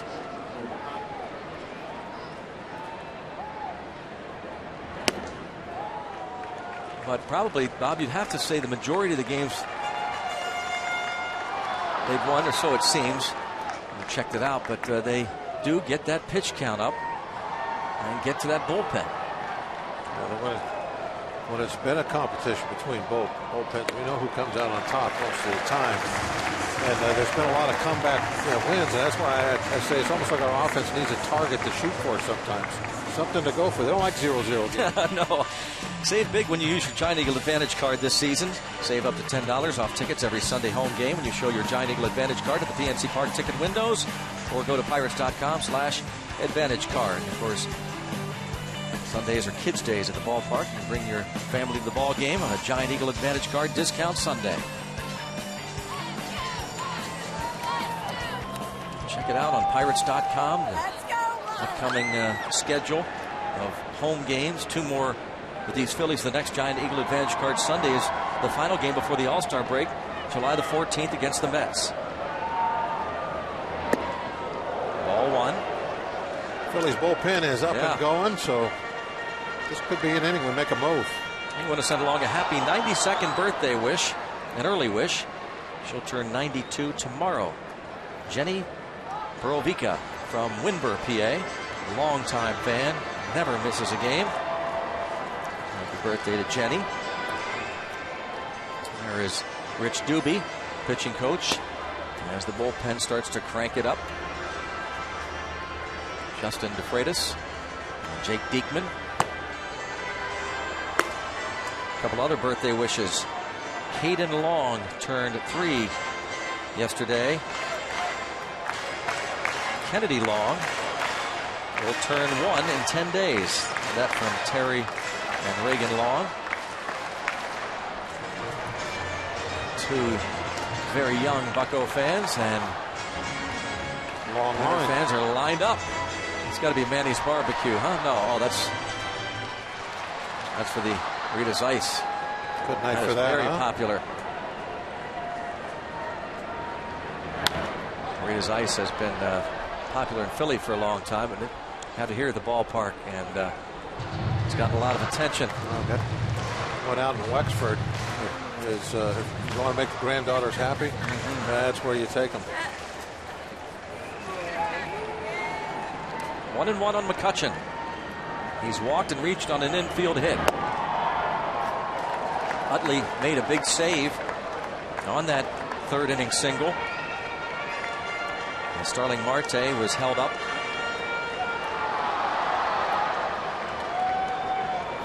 Otherwise, the Pirates would have taken a 1-0 lead.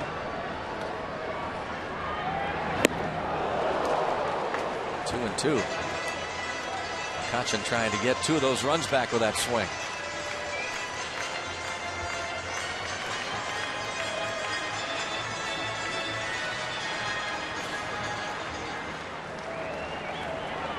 I don't think Kutch has really hit that really hot stretch that we usually see him hit. Not going to begin here. Double play. 4-6-3 DP. Well, we have that to look forward to, I think, this year. Maybe it'll come here in July. I have to think that one of the really hot tears is going to be coming along soon. Gets in those situations, they just can't get him out. Not this time. Good turn by the Phillies. At the very fast Andrew McCutchen. Pettibone. It's the double play. Rollins, the middleman.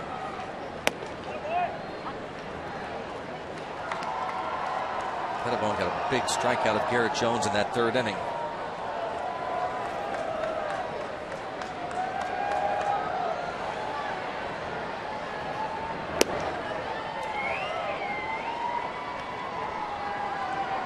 One ball, one strike.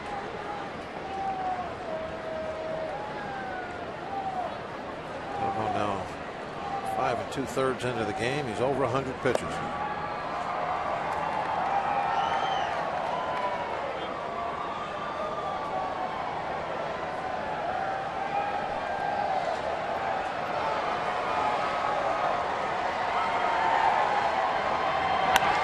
That's hit a long way to center. A long way to center. And gone. Clear the deck. Cannonball coming from G.I. Jones. His 8th. And it's 3-1. Remember that at bat where he struck out, I was hoping he'd get something just a couple inches down from those pitches he was swinging at. That's what he got there. That ball a little bit lower. That other at bat, everything was in the upper part of the strike zone. Watch the location of this. Down about mid-thigh, and he just rides it right out. There's the pitch, there's the swing, and that's headed for the bushes. Oh, missed the bushes. That's a catch-up on it. That'll be it for Pettibone. Charlie Manuel will go to the bullpen now. It's 3-1.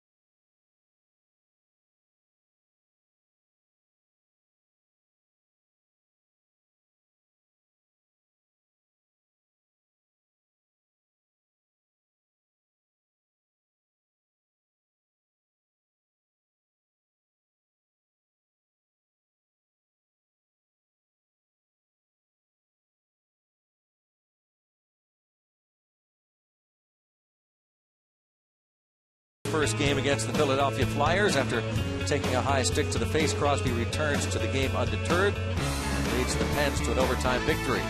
Hear exclusive interviews from Sidney Crosby himself, Brooks Orpik, Eddie Olczyk, and Doc Emmerich. While you relive this unforgettable game on Sunday Night Classics, Bloodied but Unvowed, Sunday at 8 on Root Sports. Well, there is the home run ball. Well, you can't see it. It's in the cup. Remember the PNC Park staff. They can't get it out. No. It's stuck in the cup.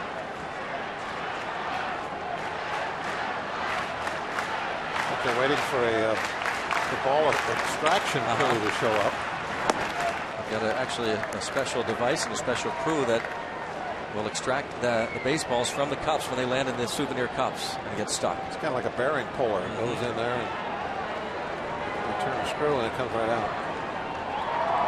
Jake Diekman facing Alvarez.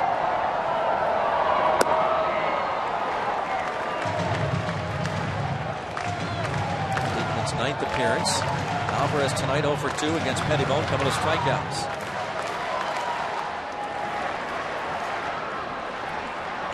What would happen if you just laid the cup on its side, Greg, and then smashed the bottom part with your foot real quick? Yeah, that would work. Wouldn't that just pop it right out? Yep. Probably pop your ankle out too. 96, 2-1. Are they going to use a plastic spoon to get it out? Why not just keep the? If you're going to keep the baseball for a souvenir, how cool would that be to have like a mantle in the cup? And they say, "What is that for?" I agree. That's the ball that got stuck. The home run ball. Garrett Jones hit when the Pirates came back to beat the Phillies that July the 2nd. We could never get it out.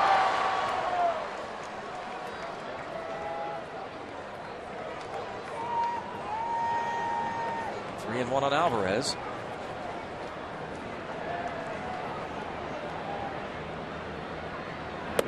Ball 4.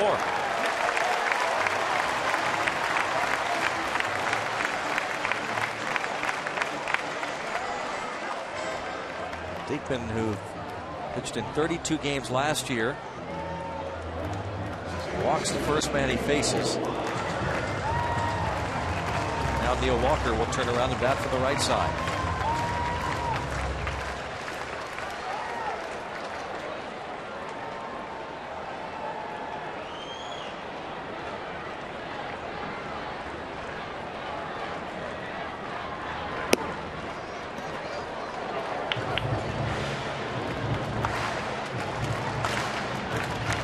To watch Diekman as he stands to look at the signs. He's got kind of a wide open look at the plate, but then when he pitches, he throws across his body.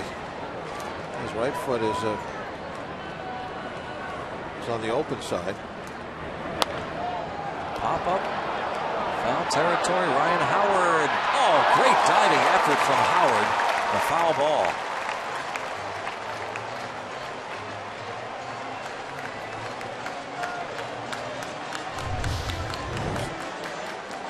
Grabbing that knee and wincing a little bit.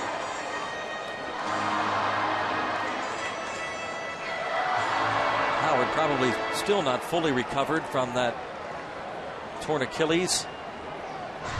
Missed a lot of last year. The last at bat of that playoff series in 2011.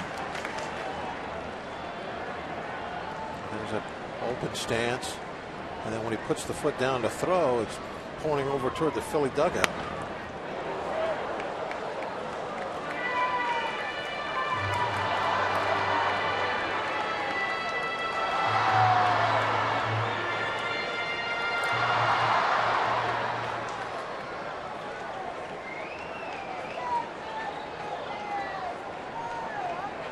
Two. 2 outs. Struck him out looking. Walker disagrees with Jerry Meals.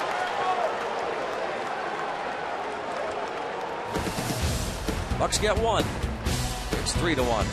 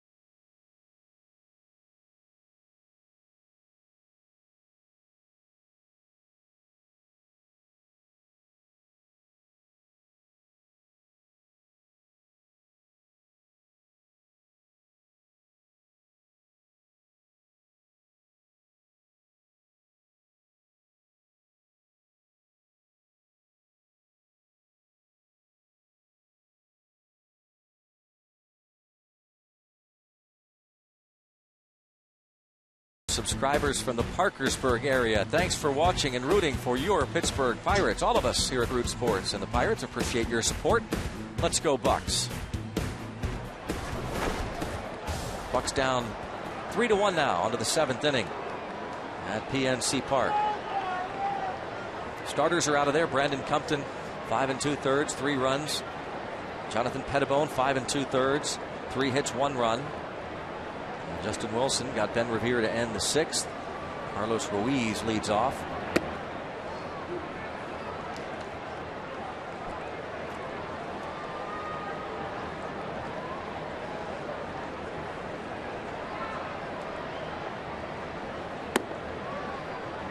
Two and 0.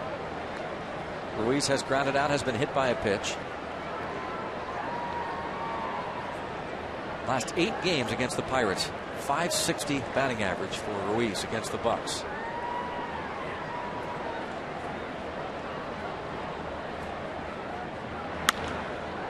In the air to right, toward the seat, Snyder over, and with just enough room.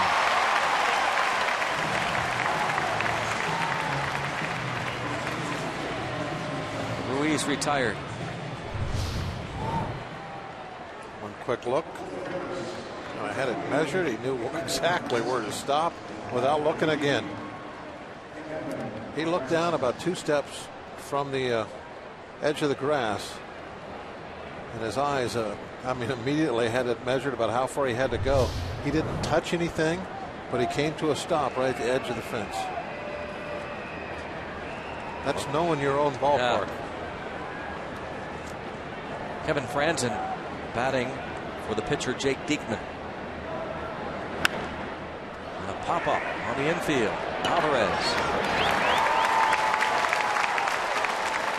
2 away. Let's check out our HGH Sports Medicine injury update. Wandy Rodriguez had a PRP injection, platelet-rich plasma injection, to help his injured left elbow yesterday. He'll spend at least the next 3 weeks resting, rehabbing before returning. He'll be shut down from throwing. He had tightness in his left forearm when he threw on Friday. He's been on the DL since June the 6th. Injury update brought to you by our friends at Allegheny Sports Medicine, official medical provider of the Pirates. So Wandy is going to be out for quite some time, well after the All-Star break. Hope maybe, best case scenario, who knows, sometime in August. In the meantime, Pirates pitchers seem to step up.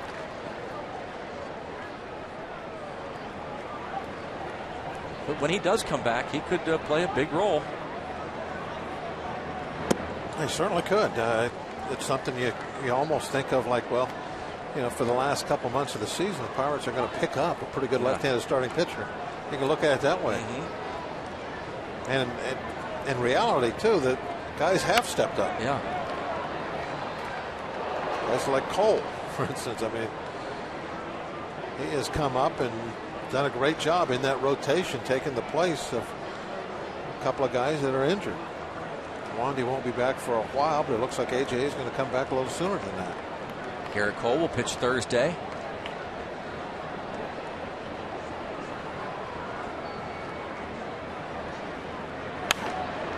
Michael Young fouls off another pitch.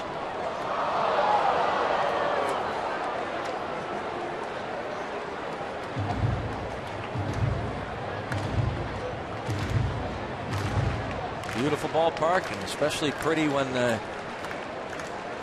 it's filled up.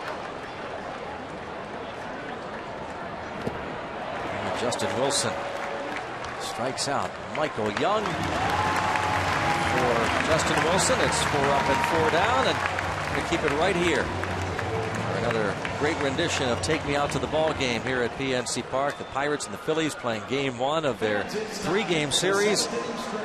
And here is Tim DeBacco to announce "Take Me Out to the Ball Game." Park Smiley Cookie, and join everyone watching at home on Root Sports as we sing "Take Me Out to the Ball Game."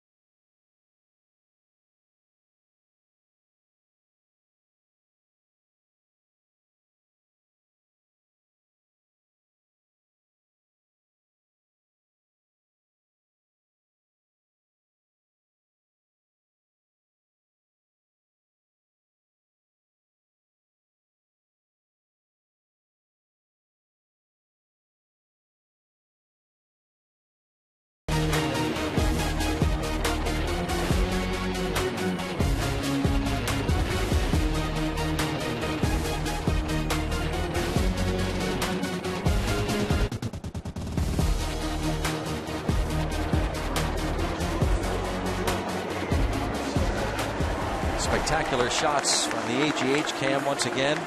3-1 Phillies going to the bottom of the 7th inning here at PNC Park. Just about any item that says Pirates on it has been a hot seller. As Jason Grilli said recently, it's great to see the folks dusting off the black and gold t-shirts, jerseys. Some nice Grilli t-shirts in stores too, with the cheese melting. You heard Tony Watson earlier talking about how much fun it is to have the full house, as Philippe Aumont makes his 20th appearance.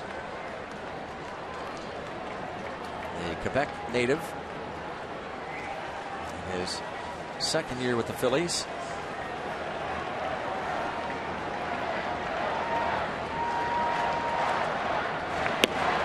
Let's go Bucks chant. Opens up the bottom of the 7th for Jordy Mercer. He lead off double.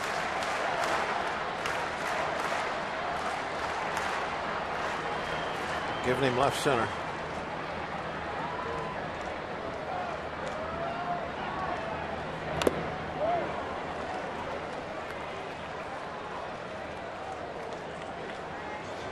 Mercer has grounded out twice tonight.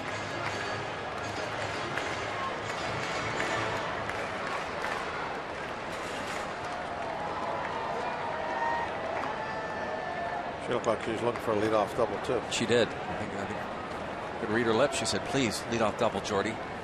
Left center, Jordy. Don't care where, Jordy. Went on off these last 2 pitches. A real nice breaking balls.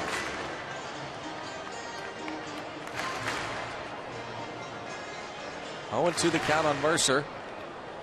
Aumont, his 2nd stint with the Phillies. Up and down Lehigh Valley.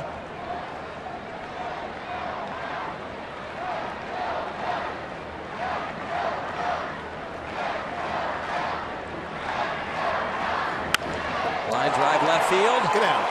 It gets down. And headed to second. Is he going to make it? No. He's going to be out at second base. Trying to stretch it into a double.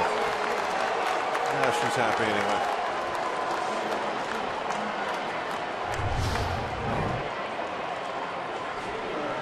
Dominic Brown. Made a mistake. Tried to pitch him inside. It got too much of the plate. Mercer able to turn on it. Just did not get by Brown.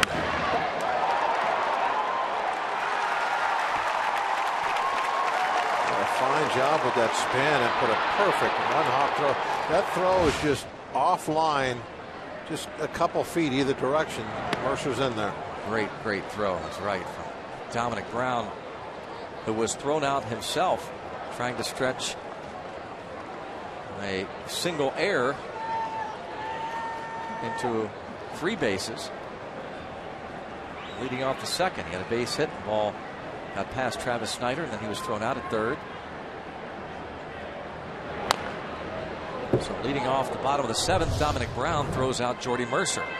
It goes into the spin and throws the ball. You would think this one's got to be offline a little bit, one side of the base or the other. That's a perfecta, isn't it? Yeah, if Utley has to just take a step one way or another to catch that ball, then Mercer's in easy. But it was right over the top of the bag. All that Utley had to do was just catch it and bring it straight down. A little outside. 1 ball, 2 strikes. Just got away from Aumont.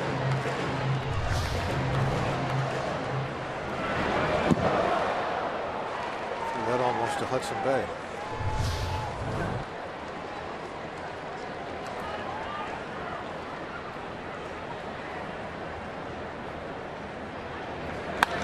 Line to right field.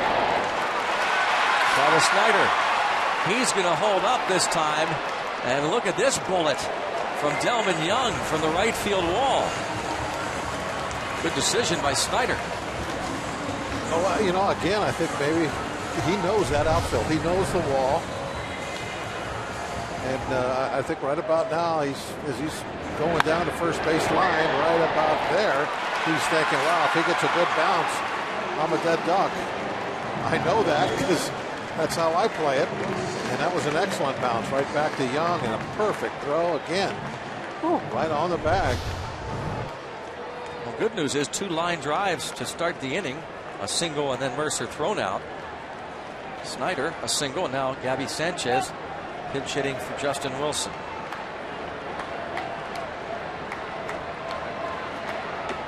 Nice to have that leadoff double and then that hit. Yeah. Ball hit well to right center field. Over toward the track goes Revere, nearing the wall for the second out. Gabby Sanchez put a charge into 1.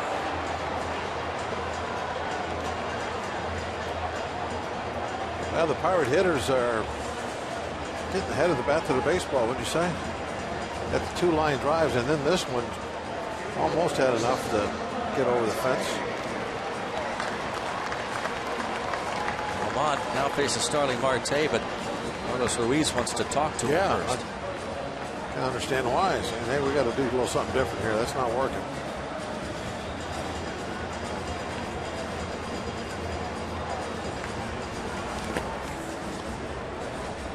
Justin Fredis loosens up again. He's looking at the lineup right now. Being told who he'll probably face.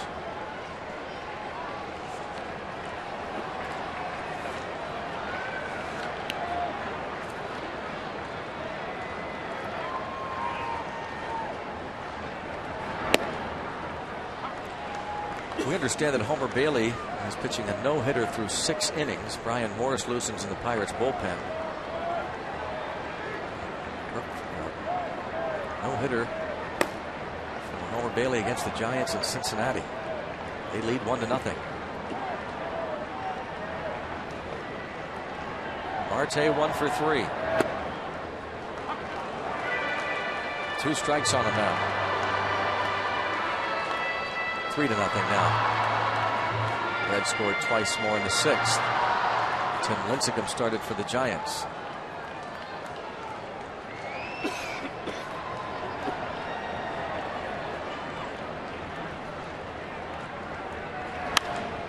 Now Marte to right and down, and Young comes on to make the catch.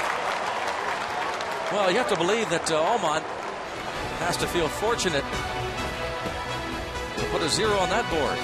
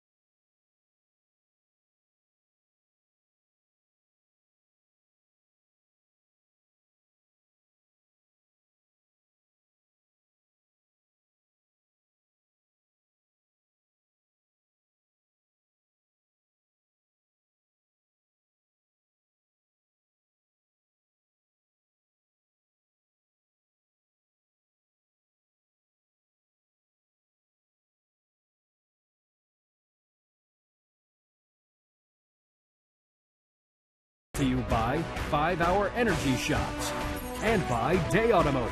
We're going to make your day. Let's go Bucks. Here's our day automotive this day in baseball history. Is on this day in 1963. The Giants won Marichal. The Braves Warren Spahn face off, one of the great pitching duels of all time. Marichal throws 16 scoreless. Spahn matches him 0 for 0, 15 innings before he gives up a walk-off homer to Willie Mays in the bottom of the 16th. Marichal's 13th win that season. He'd go on to win 25, best in the National League. Spahn won 23 that year. It was the 13th and final time in his career he'd win at least 20, tying Christy Mathewson's National League record. Thanks to Day Automotive, we're going to make your day. Now Brian Morris follows Justin Wilson.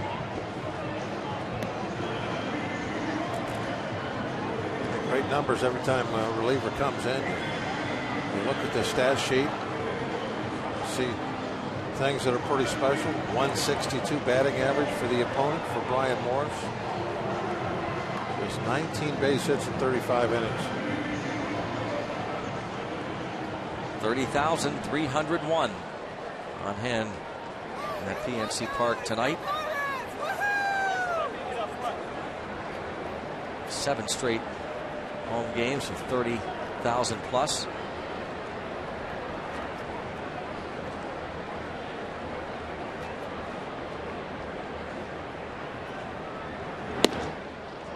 Strike on Chase Utley, 95. Utley, Rollins, Howard against Brian Morris.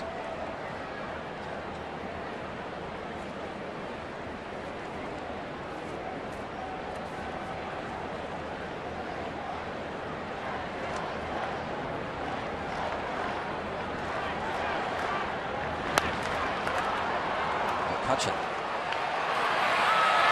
1 out. Road Ahead brought to you by Nissan. John Lannon starts tomorrow night against Jeff Locke. A couple of lefties and then a couple of Coles on Thursday. Hamels for the Phillies, Garrett for the Pirates. Jeff Locke 7-1. Second best ERA in the league starts tomorrow night. Garrett Cole go to 5-0 after 5 starts.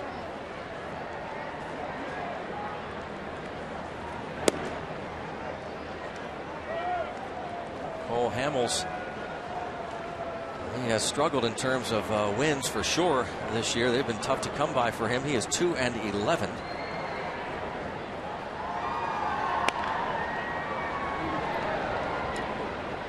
Ball 1 strike the count. Cole Hamels, those 11 losses, most in the league. John McDonald to his right, left of your screen. Nope, now he's in Philly. Jason Grilli, during batting practice, when Grilli was coming into the ballpark, yelled over at McDonald, "What are you trying to get every jersey in the league?" Hard shot, but right to Garrett Jones. 2 outs. Let's go down to Robbie Inspikowski with more on Johnny Mack. Well, Johnny Mack had an off day yesterday, along with the rest of the Philadelphia Phillies. And what do you think he did, Greg?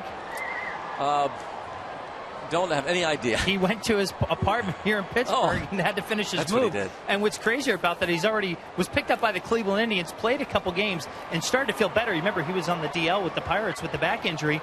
So he had a little short stint in Cleveland. Then he went to Philly and then came down pack here in Pittsburgh. So, of course, he may get every jersey. But remember, he broke into the league with Cleveland, too. And wherever he goes, he's extremely well-liked.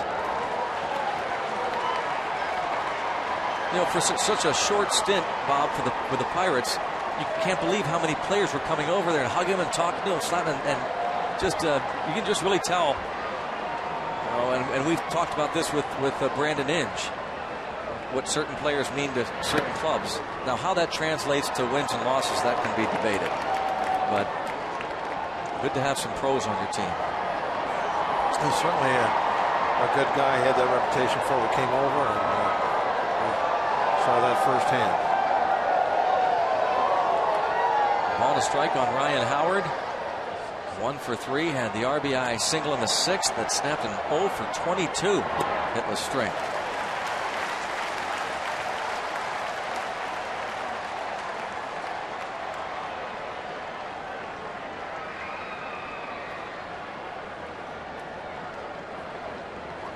Remember the show he put on here at PNC Park during that home run derby 2006.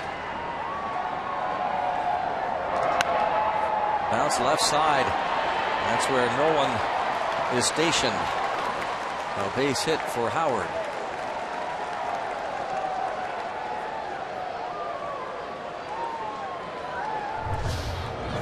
You can see from home plate camera that ball is hit over in no man's land. Nobody there during the shift. Pedro really hustling to try and get that ball, but wasn't going to really make any difference. There's a base hit when I left the bat.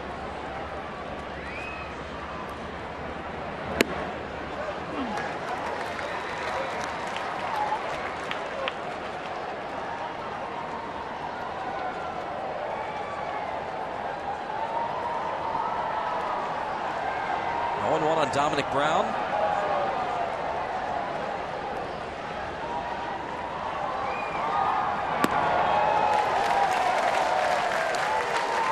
Long movement at 95 miles an hour.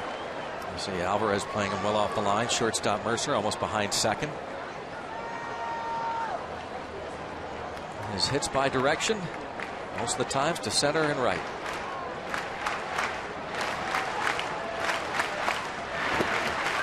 Not chase. Whoa, he did, says Jerry Meals. All right, we'll head to the bottom of the eighth. It is 3-1 Phillies.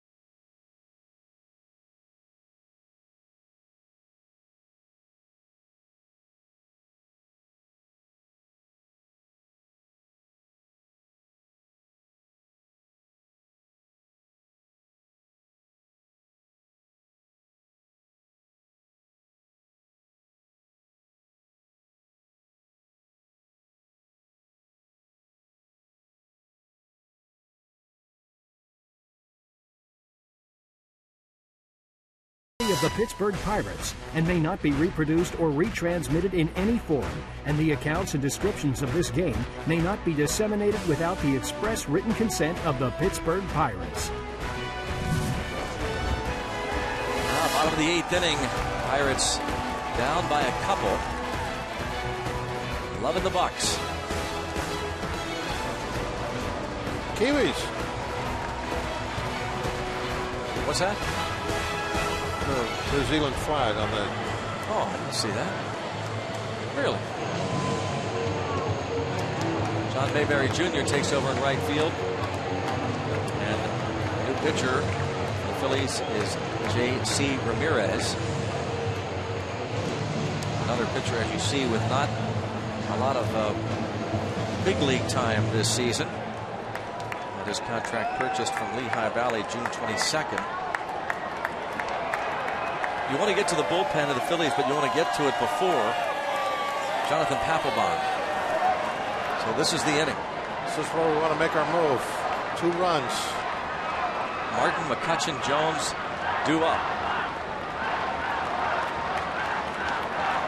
Also the middle of the lineup. Now's the time.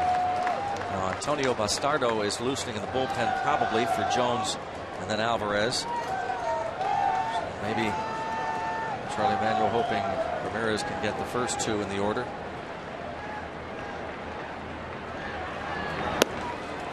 I wonder if any team has ever played the let's go get them video in the 8th inning. You mean those rally videos they usually play when you go to the bottom of the 9th? Yeah, play in the 8th. Yeah. You don't have the closer out there. That's a great middle idea. of the lineup's up. It's a great idea. Get everybody pumped up. And then if you're behind the 9th, don't play that come from behind video. Pick another video. Yeah. Let's do something a little different. That'd be kind of neat. I don't think I've ever. No. The Angels might do that with their rally monkey. They bring the rally monkey out a little early sometimes. 3-1. Let's see if Ramirez can help the cause here. Martin has walked his last 2 times up.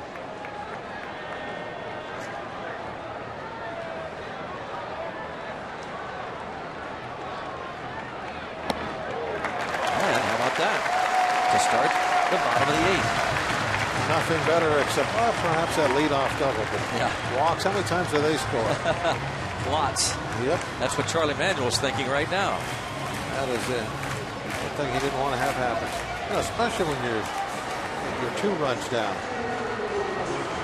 You hate walking anybody. And that messed up JC's first batter efficiency number he had going.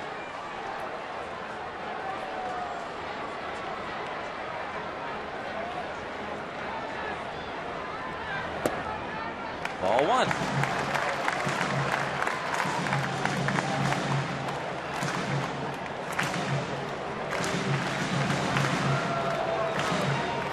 You see Ramirez in the big leagues for the first time. Nicaraguan right-hander, 6'4", 250 pounds. Phillies got him in the Cliff Lee deal when they sent Lee in 2009. They sent Lee to the Mariners in December of 2009. They got Ramirez and Felipe Alman, and another minor league player for Cliff Lee. There's Cliff Lee.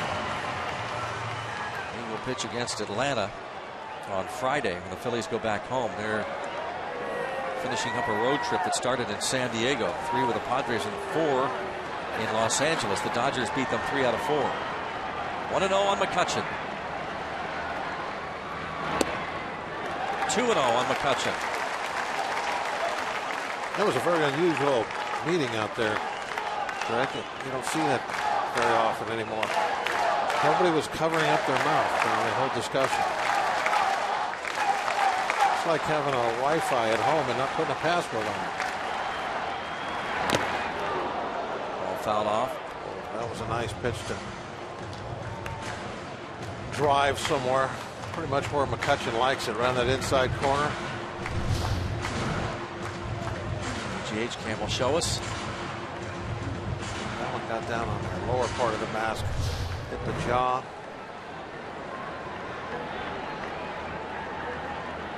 It'll stun you.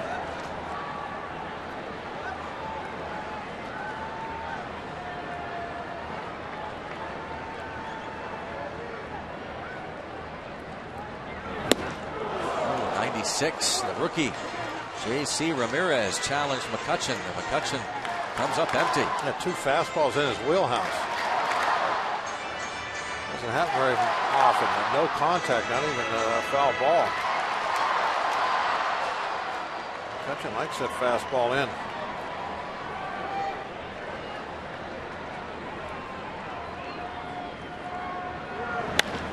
And toward right center field, Revere is over, and Revere will make the catch.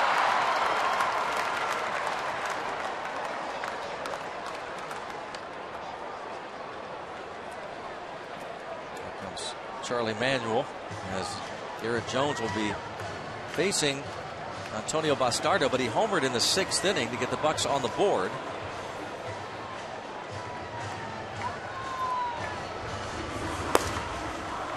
Face the lefty as Ramirez walked the leadoff man and got McCutchen to fly to the track in right center.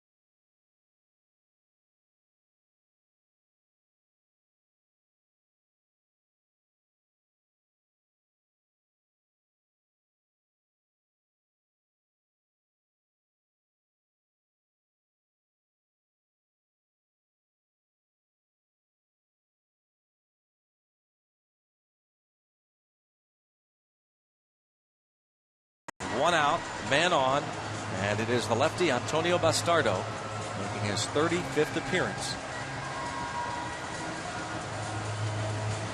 Opponents hitting .262 against him. What about that first batter efficiency, Bob? Good number? 52%? 52% is a horrible number, right? But, you know, I'm thinking that maybe that really doesn't mean anything. Did Ramirez have 100%? And what did he do? He walked the first guy he faced. Yeah, so I don't know what to think. I think he only faced that's the 4th outing. I know. Just kidding. Garrett Jones will not face him. Instead, it'll be Brandon Inge.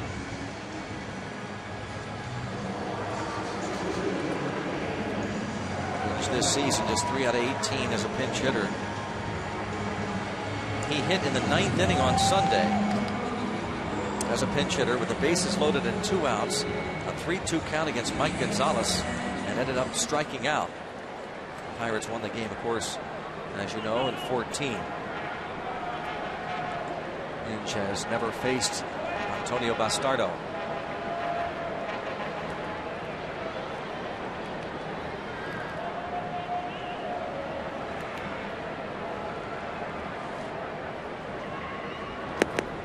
Ball 1.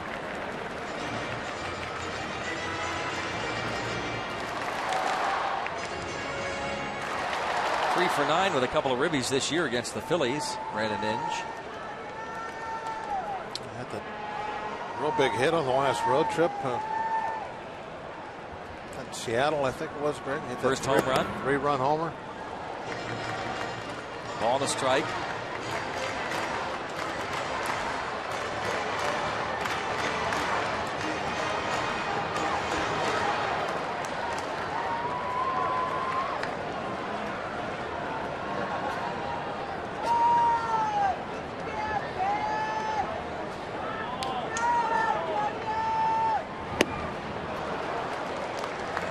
Bastardo ahead of the count, 1-2.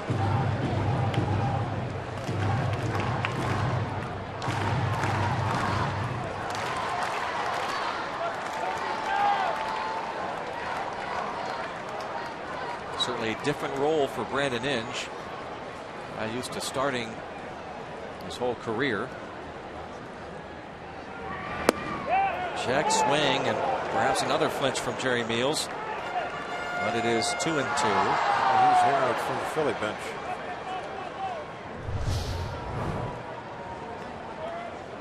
Watch that location again. It looked like it had the knees. Same spot that pitch to Howard was almost identical.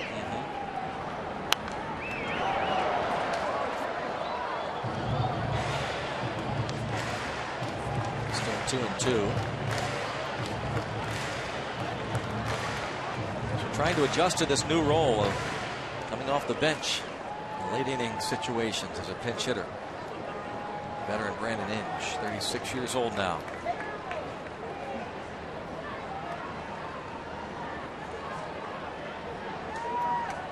Two and two.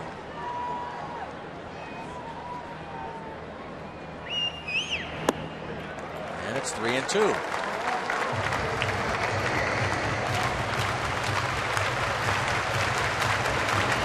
Nice get Pedro up there with at least one guy on. Alvarez homered off Bastardo in Philadelphia.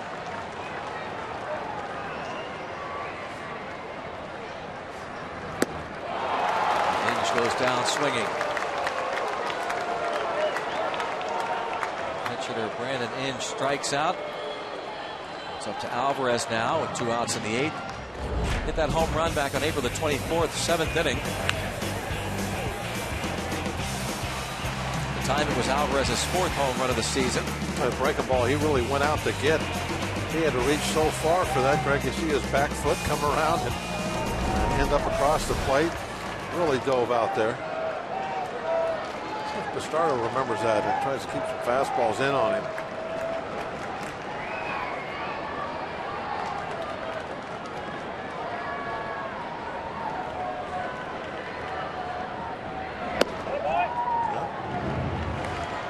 Pitch away.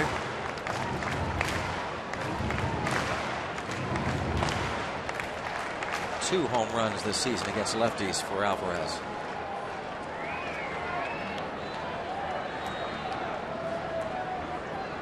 Bastardo has given up 2 home runs against left-handed batters.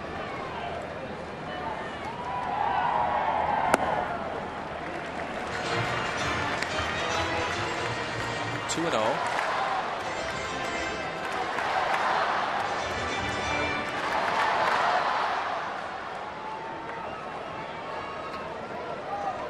Two and 0 the count.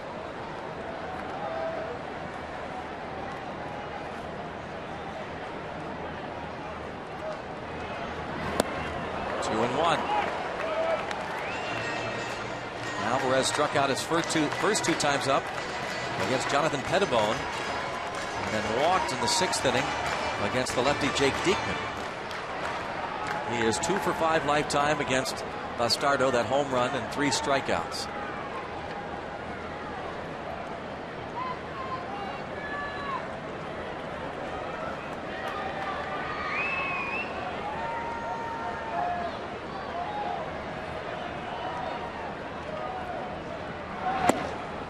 Right there, 2-2. Really kind of crossed him up the 2-0 pitch.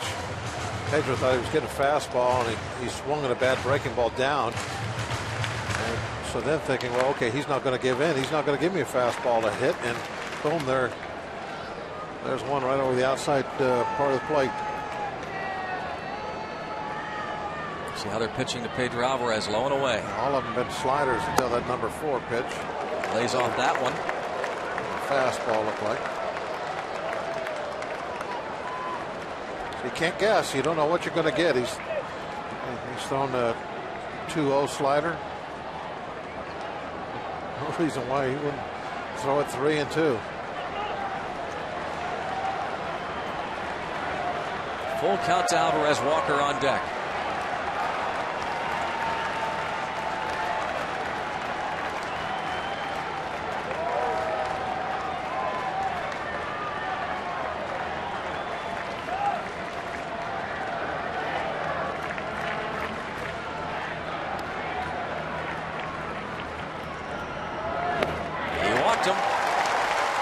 Let's go Pedro chance, and Bastardo walks Pedro Alvarez.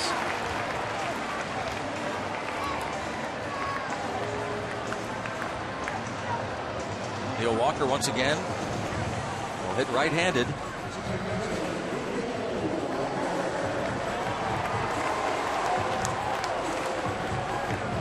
Walker last time up, struck out looking against the lefty Jake Diekman and did not agree with the call. He's 0 for 4 lifetime against Bastardo. He's due.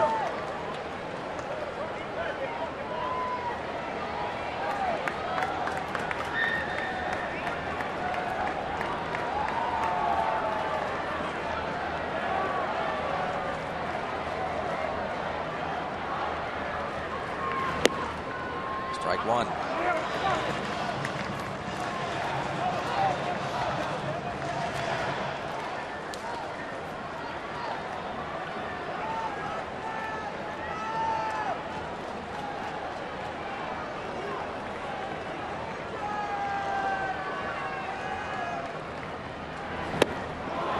And now Bastardo ahead of the count 0-2.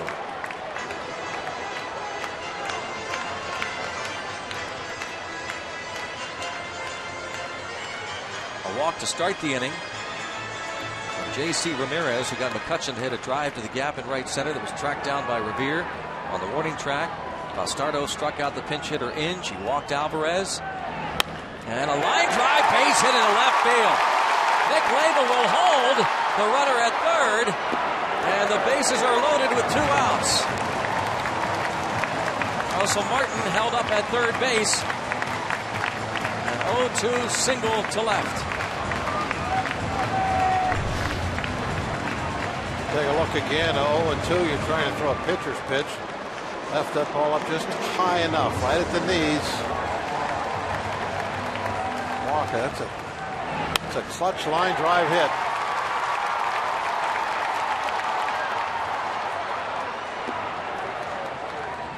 Russell Martin off on the hit. Has to put on the brakes. He sees Nick Leyva. Gives him that slide to stop himself. Strong throw from Dominic Brown, and now they're loaded for Jordy Mercer. Talking about how many big hits Jordy Mercer has come up with. Batting .375 with men in scoring position this season. This might be it for the start of it. Had a right-hander throwing. Here comes Charlie Manuel.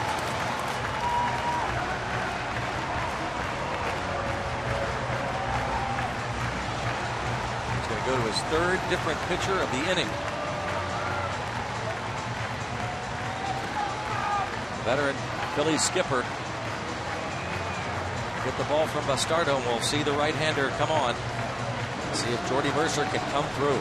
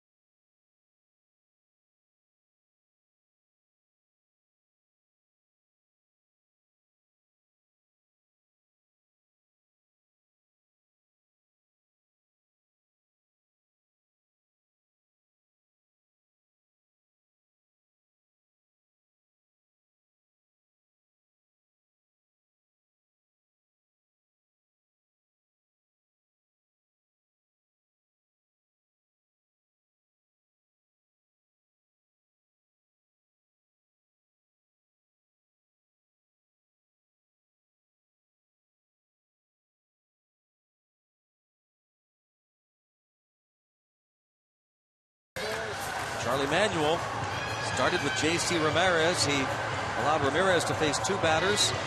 Bastardo faced 3. And now Justin DeFreitas will try and get Jordy Mercer. 61%, Greg. Good or bad, Bob? Good for us. Oh, okay.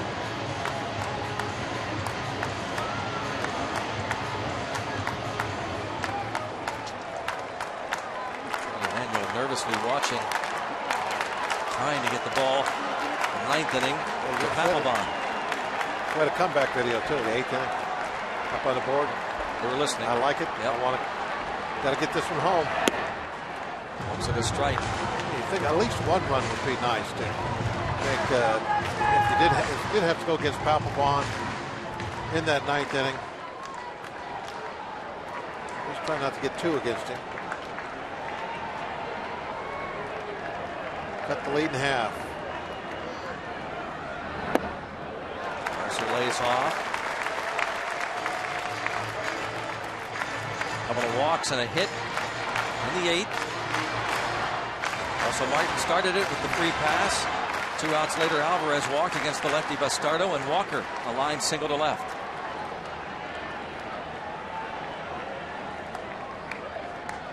One and one. It's 1 ball, 2 strikes on Jordy Mercer.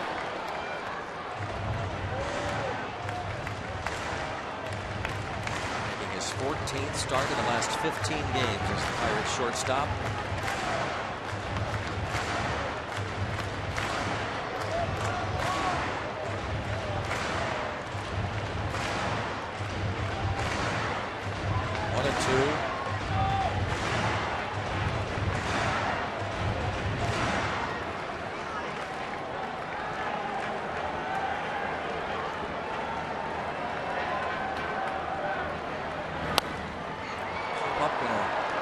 Toward the seats on a play. 3 rows back.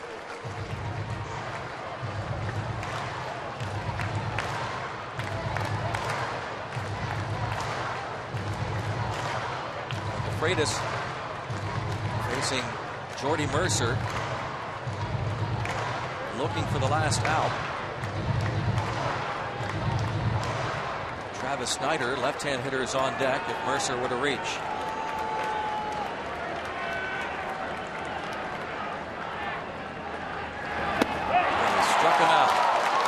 Freitas strikes out Mercer with the bases loaded. And the Phillies maintain their 3-1 lead.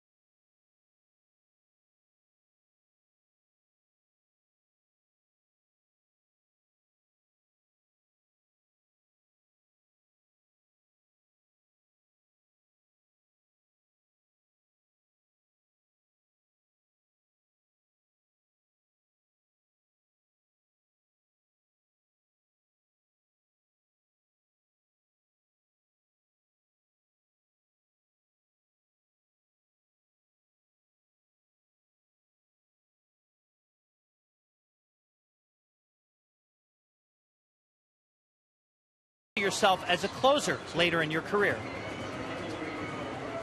I think everybody down there in the bullpen wants to be a closer at some point. I mean, obviously there's a lot of guys down there who would like to be starters, but if you're a back end guy, you want to be a closer. You want to be out on the mound when the game's on the line and shut the door on the other team and get our team a win. So yeah, absolutely. It's a long process. Obviously, you got to put in your time and learn how to pitch and do all that stuff. But down the road, definitely, I'd love to do that. You know, Greg and Bob, we've seen this happen many times. Mark Melanson was a closer back in 2011 with the Astros. Jason Grilli worked his way into the closer role. So why not for Tony Watson, who's done a heck of a job here as the quote-unquote seventh inning guy for the Pirates this season? Yep, and Clint Hurdle has said as much, that if he shores up his, at times, some command issues, he feels pretty strongly that down the road Watson could fill that role. Now John Mayberry Jr. at the plate in the ninth. Pirates down 2. Brandon Inge stayed in the game. He's at first. Young, Revere, and Ruiz for the Phillies.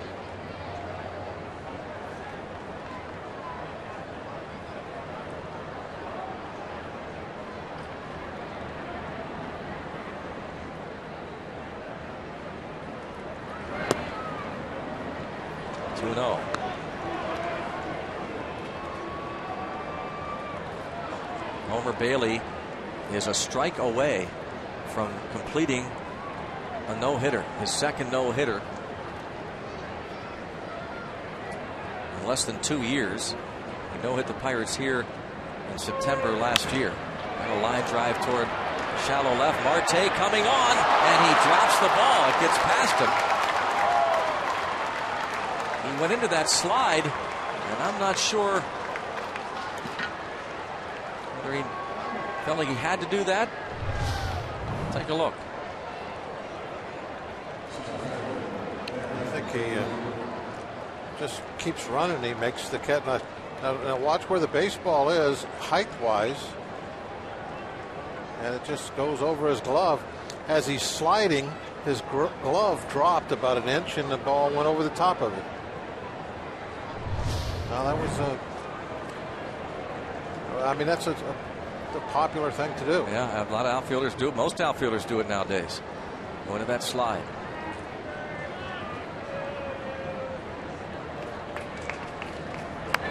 Wanted foul by Revere.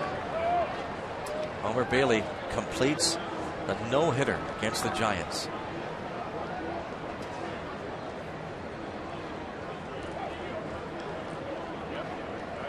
How about that? This time at Cincinnati's Great American Ballpark.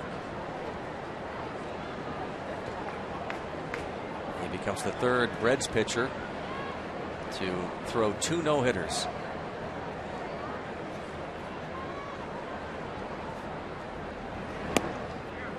Snap throw to second. They got him. Russell Martin guns out. Mayberry. Oh, what an arm, huh? Yeah, it's not just the velocity. The velocity won't mean much if you can't put it where you want to. Watch the location. It's kind of like a pitcher. Big fastball is nothing if you can't throw it where you want. Perfect. Martin's reaction. A little throw and a knockdown. I think he should have gave a Z. Yeah, as he was falling back. Flash the Z. I guess you can't do that because you have that glove on. It's Walker. 2 outs. Let's go out to Rob King with a game break. Guys, thanks very much. Here it is, the last out. Homer Bailey threw the last no-hitter of 2012. As Greg mentioned, it was right here at PNC Park, September 28th against the Pirates. He throws the first no-hitter of 2013, this one in Cincinnati as he gets Gregor Blanco, the only guy that reached today, by the way. He walked. Remember, he had 1 walk and 10 strikeouts last September. 1 walk, 9 strikeouts today. Second career no-hitter for Homer Bailey of the Cincinnati Reds. Guys?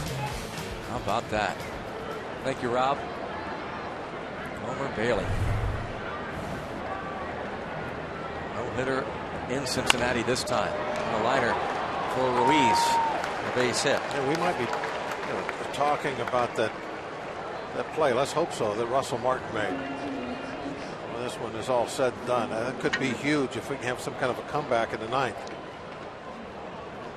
That would have just knocked in the 4th run. Lance Nix is going to pinch hit as Papelbon gets ready.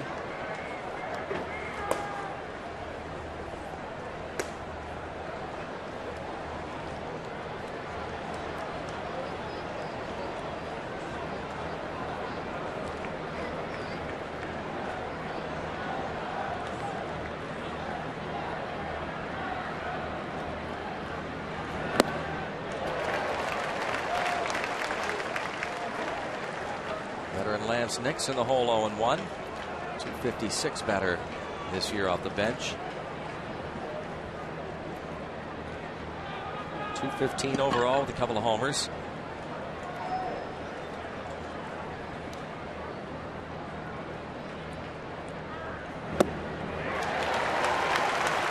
Two.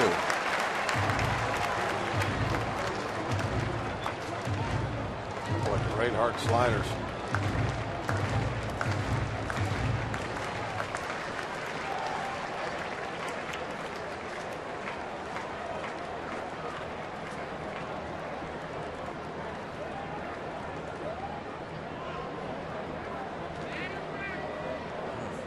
Martin going to talk to him first.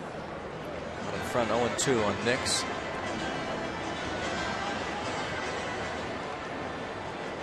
Well, that Reds victory, since he could move 4 back, gain a game on the Bucks, unless the Pirates rally. Cardinals and Angels meet in Anaheim. We'll start that game in about 5 minutes.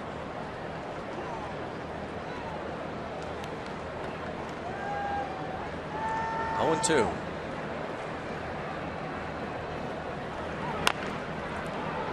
going to be a foul ball. Brandon Compton made his 3rd big league start. He went 5 2/3. 5 zeros to the first 5, and then the Phillies touched him up for 3 runs on 4 hits in the 6th. Justin Wilson retired each of the 4 men he faced. Brian Morris, a scoreless 8th, and trying to pitch this scoreless 9th.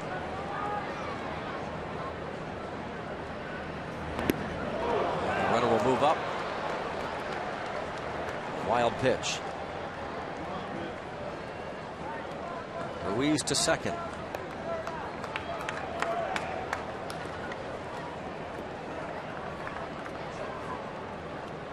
Pitched scoreless 8th inning on Sunday. Phillies got a 2-out infield hit from Ryan Howard in the 8th, but Morris was able to strike out Dominic Brown. Mayberry reached on a 2-base error on Marte, but was picked off by Russell Martin. Here grounded out. Ruiz, base hit, now at second on the wild pitch.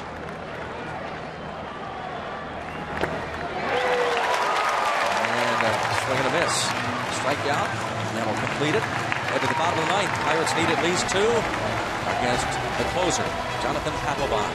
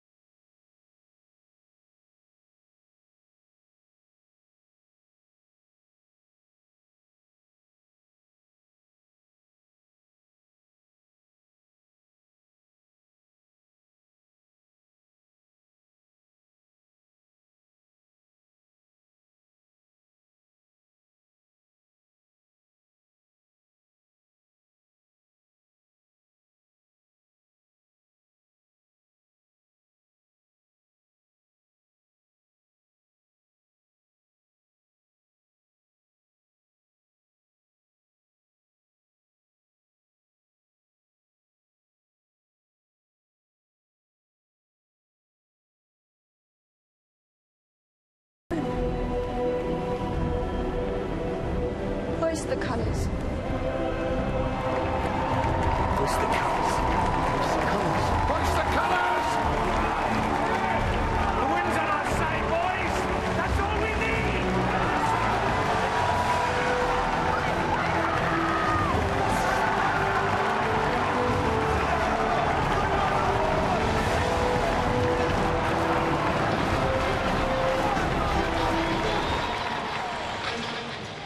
Trying to rally the Bucks. Going to the bottom of the 9th inning. Down 2. The 9-game winning streak on the line. Jonathan Papelbon, 15 for 19 in save opportunities this season.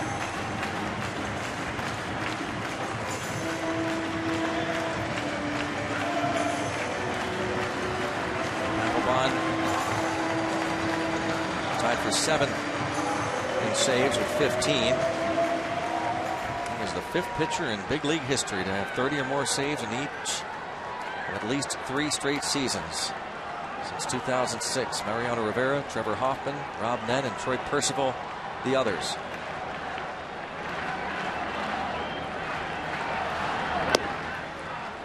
Ball 1.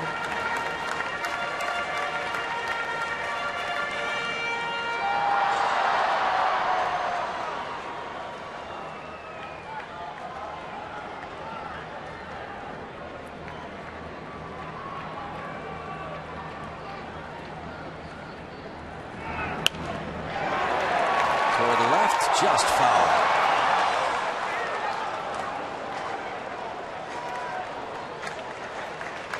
Would have been a nice start. That would have been a great start.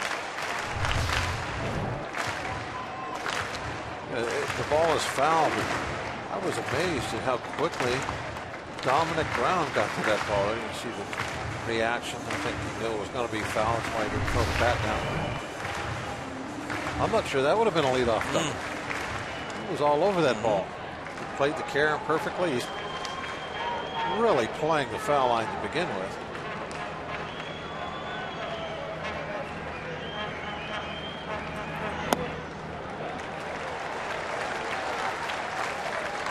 Snyder tonight has struck out, grounded out, and singled a base hit in the 7th inning.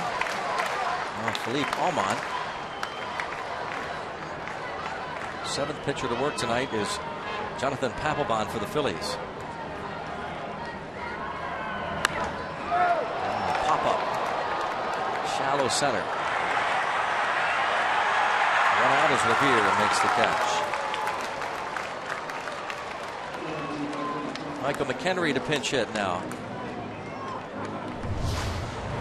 Travis Snyder's reaction.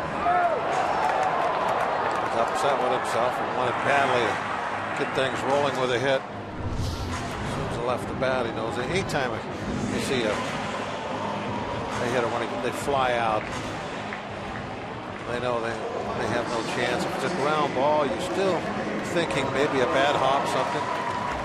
When you put it in the air like that, you know you're out.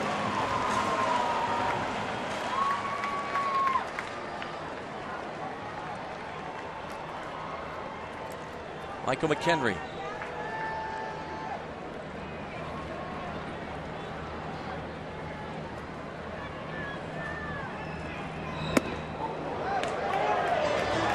The third position player used tonight by Clint Hurter. Clint Barham is still available, and we could see another move tomorrow, shore up that bench again.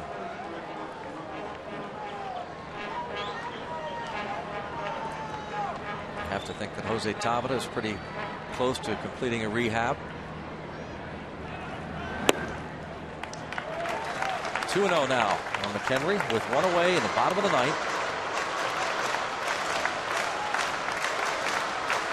McHenry knows he needs to do anything he can to get on base. That first pitch was up and in, and all he did was kind of roll that shoulder in. He didn't back away from it at all. He was going to take one for the team if he could.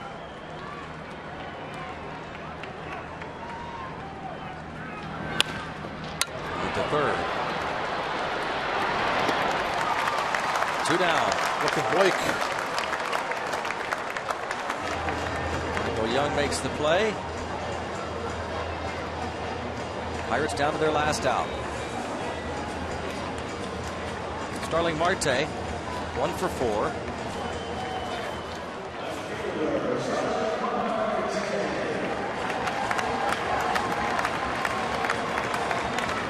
Jeff Locke goes tomorrow. Garrett Cole will go on Thursday. John Lannon will oppose Jeff Locke. A couple of lefties tomorrow night.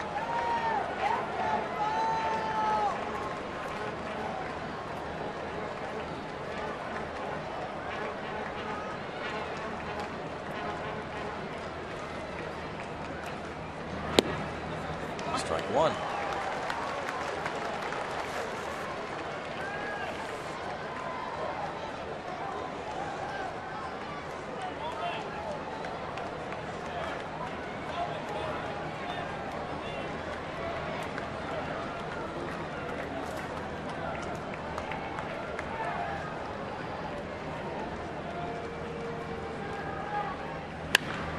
Look out, Nick Leva. 0-2 now on Marte. That's when I don't know if a base coach really do anything to move. They just hope that one's not at you. Hit way too hard. Those are the kind of line drives. Those are the reasons, I guess, that you got to have those helmets on. Bullets like that, you just have no chance to get out of the way.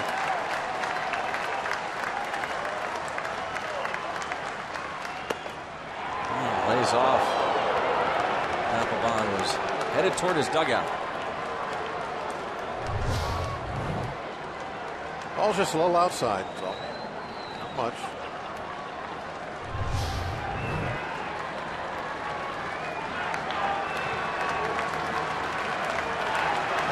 One and two. Marte trying to find a way to get on. Jonathan Papelbon trying to save it for Jonathan Pettibone.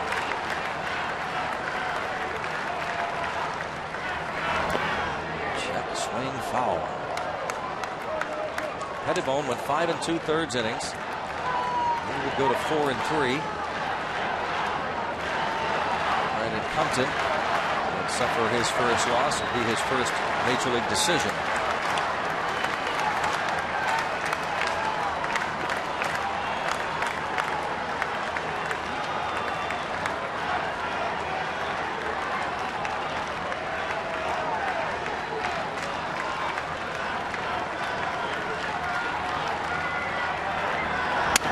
Broken bat pop up to shallow left. And that'll do it. Pirates win streak comes to an end at 9. And the Phillies win the first game of this 3-game series. That's one of those deals you can't win them all. It's got to come to an end. Obviously, at some point, you feel bad when it does, but now it's over. You can start another one, and you look back at the first half of the season, and one of the things that you remember is how many times the Pirates win a series after losing that first game. It was one of their MOs the entire first 3 months. Hey, the first game of the season, Bob, the Pirates lost here 3-1. So they begin the second half of the season with a 3-1 loss. Let's send it out to Robin T. Greg and Bob, thank you. We're just talking about the exact same thing. The first half of the season begins with a loss. The first game of the second half of the season begins with a loss. We know how the first half of the season ended up, so hopefully the second half will... If the next 80 go as well as the first half, we're in pretty good shape. That's exactly right. Phillies' sixth-inning teak, that was really the key. Brandon Compton and Jonathan Pettibone, a couple of young pitchers going at it toe-to-toe, and finally it's the Phillies who broke through in that sixth inning. Yeah, and you got to remember, Rob, with Compton, number 1 through the first 5, he was stellar. 5 shutout on just 2 hits. The sixth inning, when you look at it, where were the Phillies at? They were that third time through the lineup, so they had seen him twice. They made an adjustment of some sort. I don't know what it was, but what they came up with was the key to the north side notch, because they opened that up and hit about 4 balls that inning between Marte and McCutchen. You have to hit them hard to get him there.